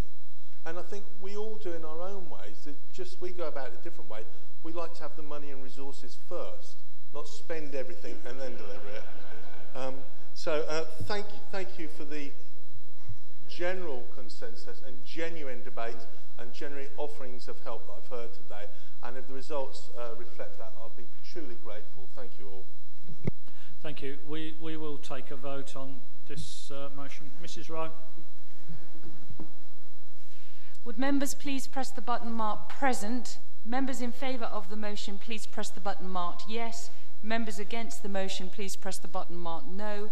Members wishing to abstain, please press the button marked abstain. I'm now closing the vote. Chairman, the result of the vote is 58 votes in favour, no votes against, no abstentions. The motion is therefore carried. Very good. Well done. A very rare occurrence indeed. A sign of the future, one hopes. That concludes discussion of the second motion. We now move to the third motion submitted by Councillor Kavanagh. Can I ask Councillor Kavanagh to move and speak to his motion as set out on page 6 of the Council agenda? Councillor Kavanagh. Many thanks, Chair. This motion was put together as a cross-party motion, because all of you here would be aware that I've got this role as cycling champion for Cambridgeshire, and I see myself as representing all 5 parties here. And the reason this motion has been put forward is because we really just want to praise everyone who contributed to making the coming of the Tour de France here to Cambridge such a success. In many ways, it was Europe coming to Cambridge. It was also the globe coming to Cambridge, because when you look at the riders who make up the tour, they come from all over the planet. And I mentioned the word globe there. I won't go political on this by saying that a lot of what we're talking about this afternoon is because of globalization. But that's another point. I really want to bring everyone's attention to the fact that the day was a huge success. And that was because everyone collaborated. I love words like gratuitous and altruistic. And we've got some wonderful people in our communities who actually gave up their time. The volunteers who turned out to be, they had a label for them, they were called tour makers. And these people were from all ages, male and female. And one of the legacies coming out of being a volunteer was, and I heard some of the people talking on the radio about this, about what a wonderful day they had. They said, we volunteered to help out on the day of the tour, and it's actually inspired me to volunteer for other things that come up. So that's one of the kind of general legacies that came out of that wonderful day. So I really just want us all to recognise everyone who did contribute to make the day such a success. And that's Cambridge City Council, the County Council, South Cambridgeshire Council, plus the police and all our officers who, as we know, they were working under a direction which was heavily supported by a particular party here, who were saying that not a penny of taxpayers' money was to be spent, and not a penny of taxpayers' money was spent. It was all done without any recourse to the taxes that we pay. Yes, there was a grant from central government, but that wasn't much. It was Yorkshire who invested hugely in bringing the tour to the UK, and they had a great return on that. Cambridge will have a huge return as the years go on.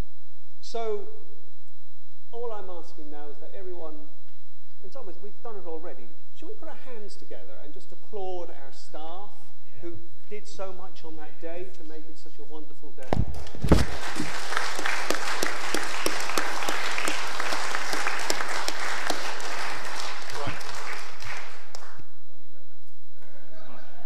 I'm looking for a seconder. Councillor Hickford. Mr. Chairman, it gives me great pleasure to second this motion, and I reserve my right to speak. Thank you. Thank you. I am aware that there is an amendment. I know there's some people waiting to speak, but I need to take the amendment.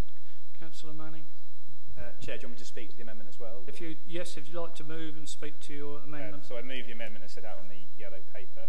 Has everybody got a copy of the amendment that's been proposed? Councillor Nsinga is seconding me. I believe Chair, Councillor Nsinga is seconding my amendment. Oh, gotcha. So Chair, I'll be brief. Completely endorse everything that Councillor Kavanagh has said. The talk was a fantastic day. And just to be clear, if it's not from the yellow paper, that the amendment doesn't delete or remove or alter anything in the actual in the text of the actual motion. It merely appends to the end. And there are two themes of the four things I'm suggesting here, Chair. And that's us to be aspirational as a council, but also to put some practical things in we can do relatively easily to just build off the back of the tour. So just to go through them very, very briefly. First one, committing to completing the Chisholm Trail in its entirety by 2020. There is, I understand, some chance of getting City Deal money for this. There's Northern Area Corridor Plan money floating around. But what this is doing is saying that as a council, we value the Chisholm Trail so highly that we will complete it by 2020. And if we have to put the own council's resources into that, so be it, because of its importance. The Making Space for Cycling publication, which the Cambridge Cycle Campaign produced, but is a national cycling campaign publication. I think it's really important to make the point here that although it's making space for cycling, it's not give overall space for cycling. In many cases, it makes things better for pedestrians and the disabled, for example, not having shared use paths, which are obviously a problem if you're a pedestrian because you've got a cyclist whizzing past you. So it's not just about, it's making space for cycling to make it better for everyone, whether you're a car driver, a cyclist, or a pedestrian. The third one, an aspirational one of saying, not just for the city of Cambridge and not just being Cambridge-centric, because the Chisholm Trail is very much that, it's saying, where can we get into all the rural areas, which are probably more important to encourage safe cycling in the rural areas because it tends to be more dangerous. Where do we want to get aspirational cycle routes so that we're not just seen as Cambridge is quite good for cycling because it manages to have it. We want to be seen as a world leader for cycling. The idea I've got in my head is that rather than we talk about sort of Dutch-style cycle provision, the Dutch in 10 years' time talk about Cambridge-style cycling provision, so we can be incredibly proud of what we create off the back of the Tour. And the final one is just another very practical one. I think it was Councillor Kavanagh talked about the legacy of volunteers and volunteers who might want to get involved in another similar event, and this would be another very similar event. Maybe some of those people that said they really enjoyed volunteering for the Tour would come forward and say, well, actually, that's another cycling-related event I can volunteer for. So I hope this amendment is practical as well as aspirational. We talked Councillor Count talked in the previous one motion about setting targets for things. You know, setting a target of 2020 and setting a target of having a bunch of aspirational cycle maps that we can be really proud of, and the idea that we could be the world leaders in cycle provision, not the Dutch or the Germans or any other country, I think is something we really should aim for, and I hope I get broad support across this chamber for it. Thank you very much, Chair. Thank you. I've got a number of people wishing to speak. I've got Councillor Walsh, Bullen, Palmer, Williams and Giles so far. Councillor Walsh.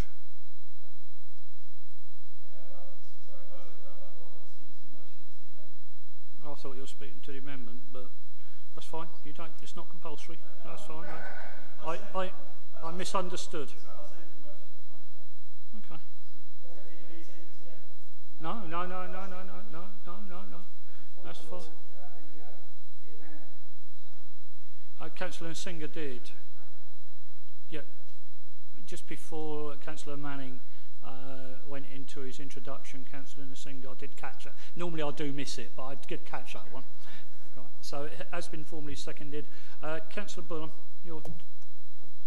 Thank you, Chairman. I must congratulate Councillor Kavanagh on actually getting a motion approved, I think, by that round of applause before it's actually been voted on.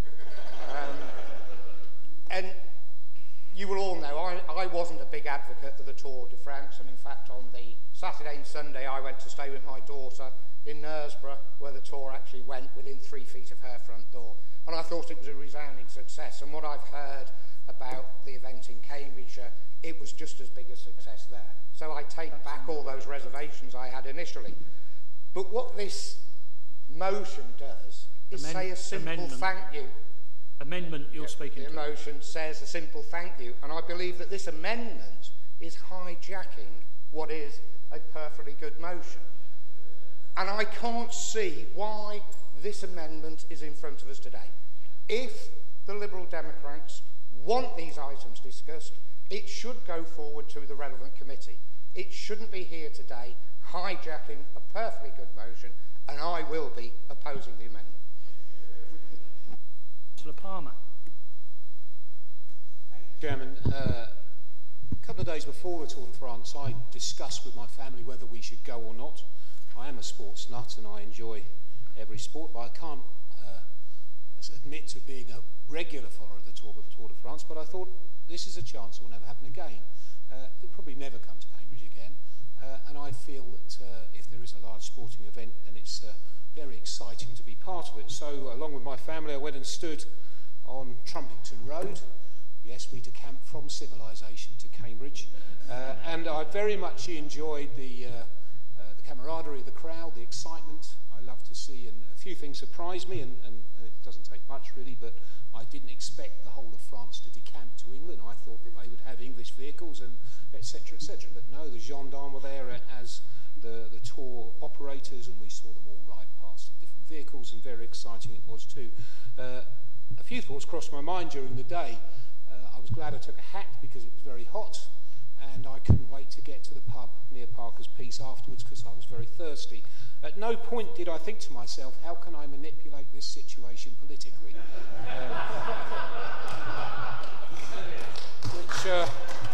Which sadly I feel has happened here. An excellent motion from Councillor Kavanagh has been taken and squeezed and sadly manipulated, and I will not be supporting the amendment, and I propose that a vote be taken immediately on it. needs to be seconded, formally seconded. Okay. Councillor Hipkin was quickest off the mark on that one. We have before us then a proposal that the question be now put. We need to vote on that as a council before we... that's the procedures, sorry, I have to follow procedures. So we need to vote that the question is now put. If that wins, then we vote on the amendment, yes or no. So there'll be maybe two votes. The first vote you're taking is the question is now put. That means that you move on to the vote straight away. No further discussion. That is the top and bottom of it. On the amendment. Certainly. Can I have a point of clarification on this? Yes, carry on. Yeah, it was just that the first bullet point, coming from deep south of the county, I'm not quite sure the Chisholm Trail. Now, is this in Oregon? Is this John Wayne or anything? I've never heard of the Chisholm Trail. Or is it local? Well, the thing we got in front of us, I think you're having a little bit of fun at our expense here, Mr. Giles. On a hot, sunny afternoon, we won't have that.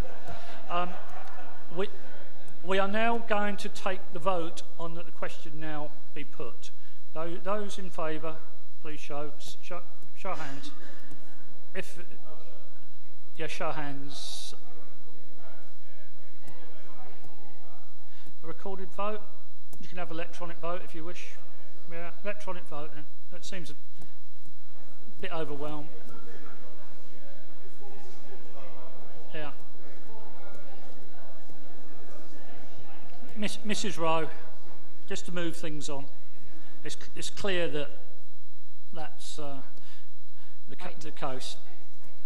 We'll take electronic vote. Would members please press the button marked present? Members in favour of the question being put, please press the button marked yes. Members against, please press the button marked no. Members wishing to abstain, please press the button marked abstain.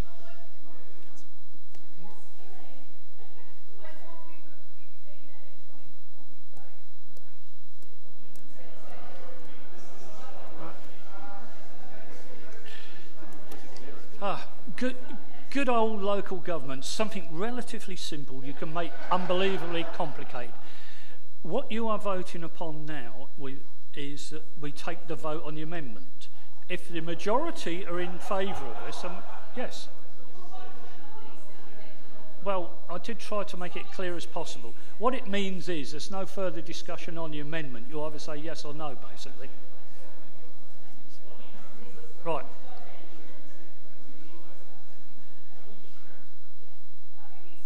Right.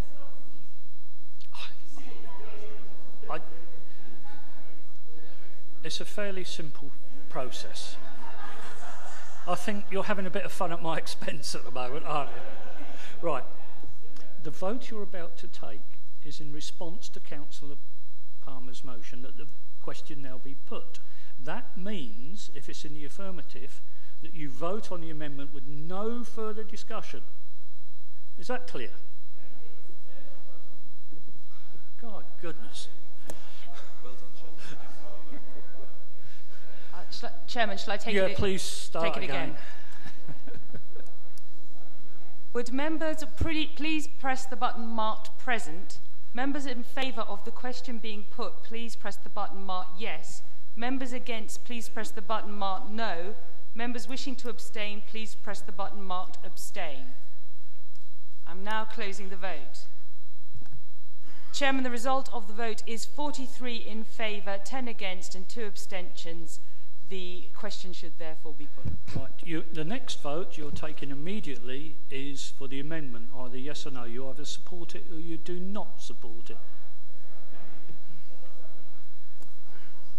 Mrs. Rowe.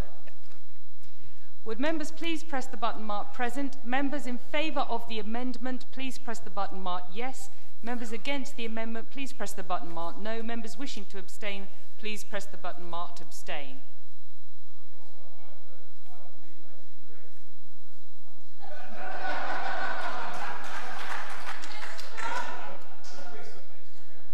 Okay, I think we can live with that. But the result. Press the wrong button, is it? Sorry? Has he pressed the wrong button? That's his problem. Okay. I'm now closing the vote. Chairman, the result of the vote is 13 votes in favour, 44 votes against and no abstentions. The amendment is therefore lost. Okay, we now move back to the original motion as put by Councillor Kavanagh, unless there is any further amendments or discussions. Go to the vote. Mrs. Rowe. Would members please press the button marked present? Members in favour of the motion, please press the button marked yes. Members against the motion, please press the button marked no. Members wishing to abstain, please press the button marked abstain. I'm now closing the vote. Chairman, the result of the vote is 58 votes in favour, no votes against, no abstentions. The motion's carried. We're now cooking on gas. That concludes discussion of the third motion. We now move to the fourth motion submitted by Councillor Downs. Can I ask Councillor Downs to move and speak to his motion as set out on page 6 of the council agenda? Thank you, Chairman. Well, after all that excitement, bring you down to some boring stuff about education funding. Just to be quite clear, funding for education comes in two streams. One is called the Dedicated Schools Grant, where money goes to the schools through the Schools Forum process, in which we are involved. And then the other, it comes to the Education Services Grant. The good news on the Dedicated Schools Grant is that after much lobbying, for which many people in this chamber and in Castle Court take the credit, there has been an improvement in Cambridgeshire's funding for 2015-16, and the improvement is slightly more than we were expecting. So that is good news. But before you get overexcited, that only takes us from bottom place to 7th from the bottom in the National League table. But at least it's a move in the right direction. Now the it's built in. It's built in. Yeah. Now what we're talking about today is the other bit, which is the Education Services Grant. And this is the channel by which money comes to local authorities for all the other work which is essential for the quality of provision. Now, we have had an excellent briefing note from, I think, Martin Wade, probably, which you will find on pages 10 to 12 of your briefing papers. And if you have that in front of you, that might be helpful. Pages 10 to 12, because it explains what the ESG does, what it's for, and in particular on page 11 there is a list of the kind of things that the money is used for. Now, some people might dismiss those as bureaucratic. I won't add any more comment on that, but they are in fact essential to the way young people are treated and developed and supported within this county. And the briefing paper goes on to explain that it is the government's intention to reduce the Education Services Grant to local authorities in the next year. Now, the briefing paper goes on to say a little bit more about the difference between academies and maintained schools, and I don't want to dwell on that because that has been discussed many times before. But one of the systemic anomalies left behind by the departed Mr. Gove is that it's confusing as to exactly who is responsible for what. You will recall that Mr. Gove wanted to free schools from the dead hand of local political control. That's all you remember. The dead hand of local political control. But in spite of that, we still have a residual responsibility for the human beings who live and work within these academies. And accountability for academies and for their young people is now rising up the national political agenda. It's quite obvious that simply by becoming an academy doesn't turn a school into a successful school. And those of you who are following your own schools in your own areas will know that there are problems even though the schools are academies. So the local government position, the local government association position is that we must make sure that local authorities have sufficient funding to be able to do the work that is expected of them. And so the local government at its association at its last Children and Young People Board meeting a fortnight ago were very broadly supportive of this idea, and that was obviously across party group. We need to go back to the government and say, look, this further cut in the ESG is unacceptable, and all I'm asking today is for your support in keeping the pressure on so that we will be able to do what is expected of us. Thank you. I'm looking for a second. Councillor Harty. Yes.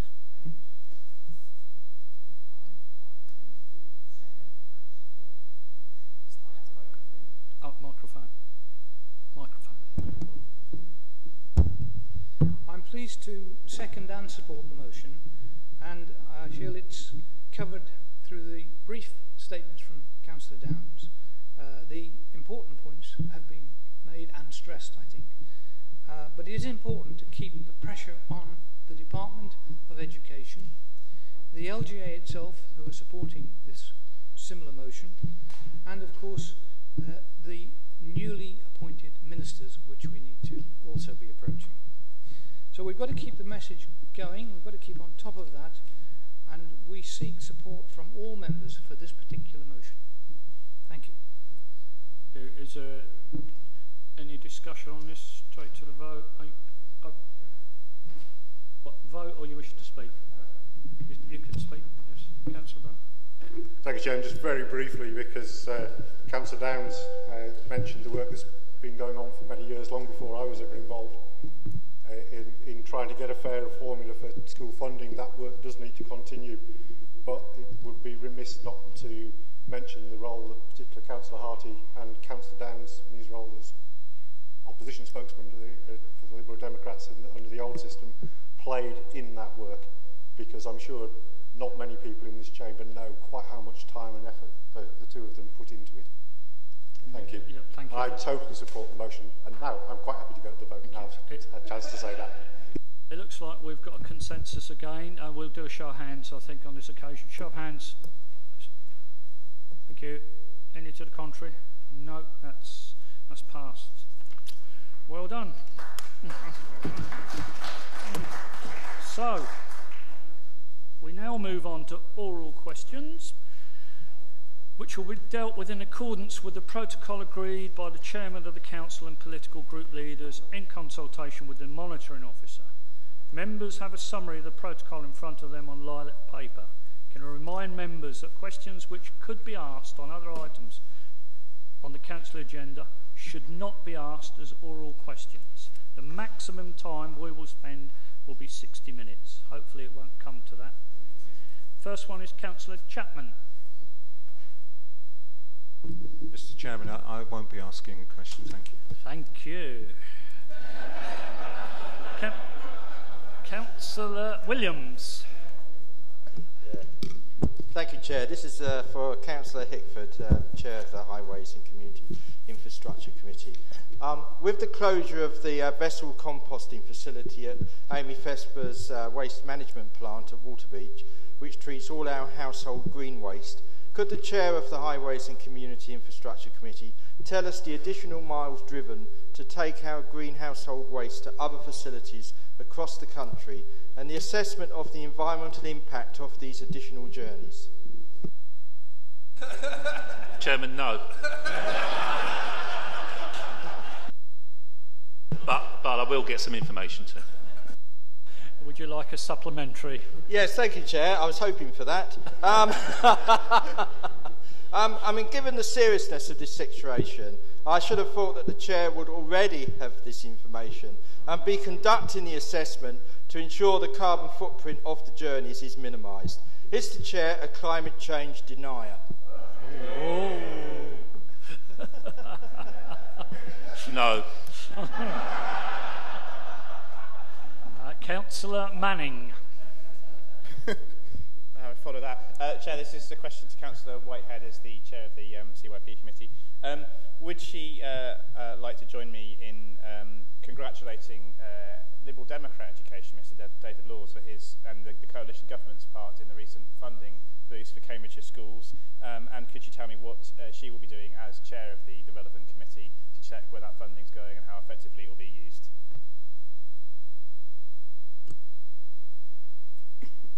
Well, yes, we are very grateful for the money. Thank you so much. I think much of the lobbying was done across party in that respect. At the moment, we are considering how we are going to distribute this extra money, and it will be discussed and determined by the committee at its October meeting. So we are at the start of the process, Chair, and the October meeting of the Children and Young People's Committee will discuss how there are several, sorry, officers are working on several different scenarios for spending the money, and we will consider them at that meeting. Thank you. Councillor Manning, you have supplementary. No, I'd like to thank Councillor Whitehead and perhaps suggest that Councillor Hickford learns from that sort of answer, Chair. Thank you.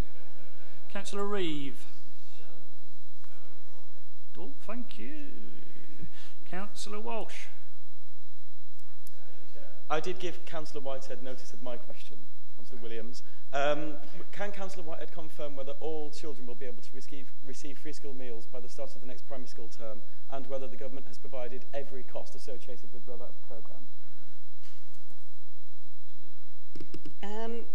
Yes, all children will be provided with their free school meals, and we are unsure as to whether we're going to get all the money to support that, but we will be keeping a very careful eye on it indeed, and if we feel that we are not getting the sufficient money to cover that, we shall be protesting very strongly. Thank you. Councillor Walsh, you have a supplementary. Yep. Just to carry on a point that Councillor Downs earlier touched on, since the free school meals has hitherto been a criterion of receiving the pupil premium has hitherto been a criterion of claiming free school meals, can Councillor Whitehead commit to the committee looking at the impact on the pupil premium and its take-up once the free school meals policy has been rolled out? Yes, at the moment, how we've received information that the pupil premium is still going to be based on the eligibility for free school meals, which, given that you technically don't have to apply for them anymore, is going to make life a little tricky. What the officers have done is to devise an application form which is being sent out to all parents by the schools, encouraging them to, if they are eligible for free school meals, to apply for them in order that the pupil premium can be determined on the basis of eligibility for free school meals. I hope that this is a stopgap and that some more sensible criteria are going to be made available for determining the pupil premium. But at the moment, it is still going to be based on eligibility for free school meals, and we are in the county working very hard to make sure that all parents who are eligible for free school meals do apply so that we can claim the pupil premium for their children. Councillor Jenkins. Thank you, Chair, and Councillor Whitehead could have remained standing as well. Early indications are that come 2015, when school starts again, some primary schools will be oversubscribed. Can I ask Councillor Whitehead what her committee will be doing to ensure that sufficient school places are provided for such 5-year-olds so they don't end up getting bused to strange communities for their first years of education? Thank you. Obviously a very, very difficult and contentious issue. Clearly there are going to be new primary school places. We are currently considering, along with the Environment and Economy Committee, the building and provision of new schools. And hopefully children will be able to go to schools that are near their home. But unfortunately, as everybody knows, this is a very, very difficult issue, a very contentious issue. Parents have a right to choose the schools that they want their children to go to, and inevitably schools are oversubscribed. We do have a system once places are allocated, and they are allocated by officers in the county for an appeals procedure if parents feel unhappy with the school at which their child has been allocated. I have no easy or quick or simple answers to this problem. It is one on which we spend a great deal of time. The Appeals Committee meets regularly and for quite long periods of time.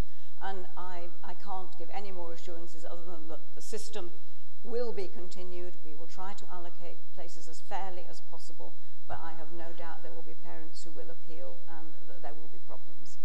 And I have no solutions to that, and if anybody else has any, I'd be very grateful to hear them. Thank you, Chair.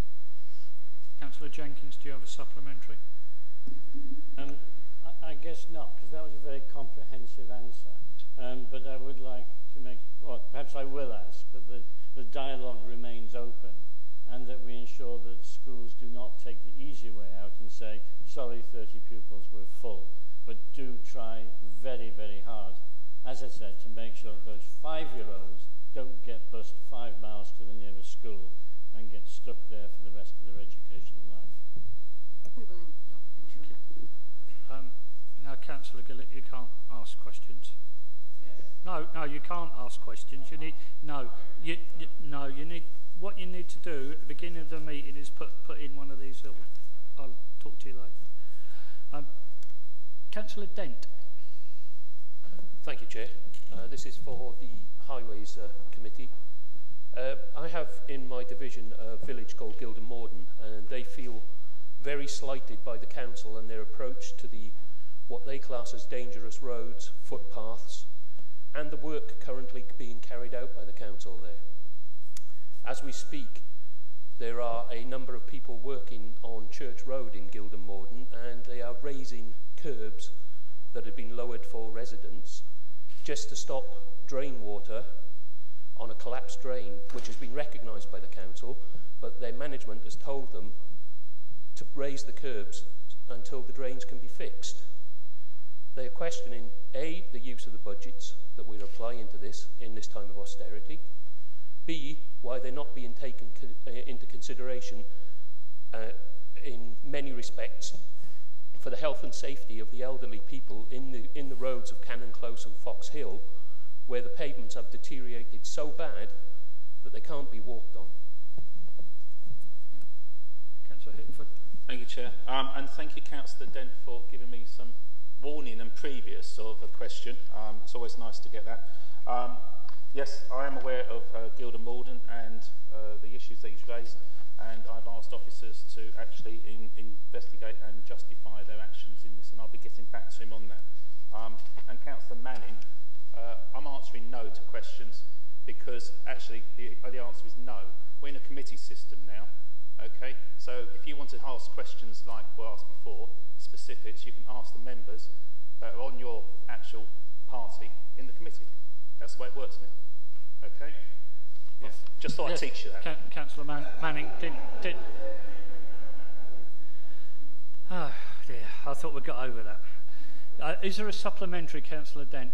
No, I look forward to the response. Right, thank you. Councillor David Brown.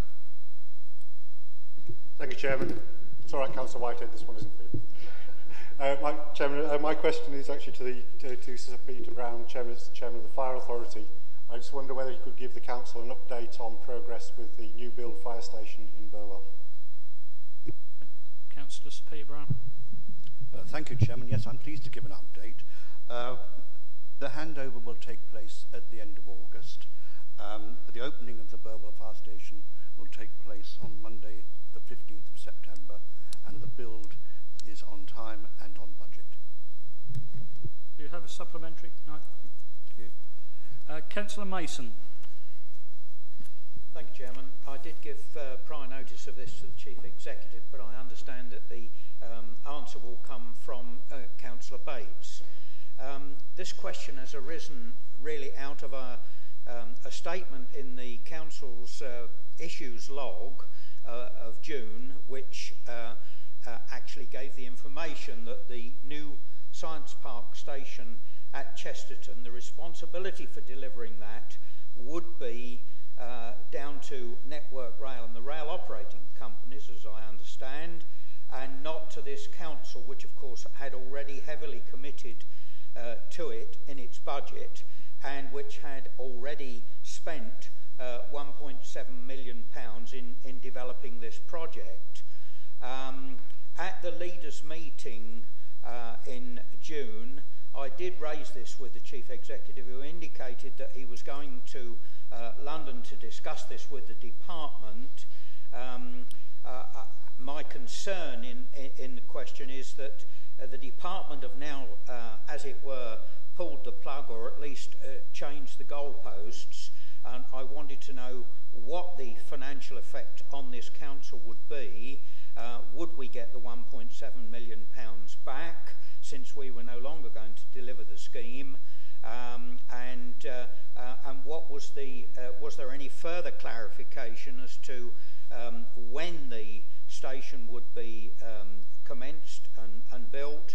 Would it be built to the same plans that we had already approved? So that is the basis of the question. I hope that Councillor Bates can give us some indication.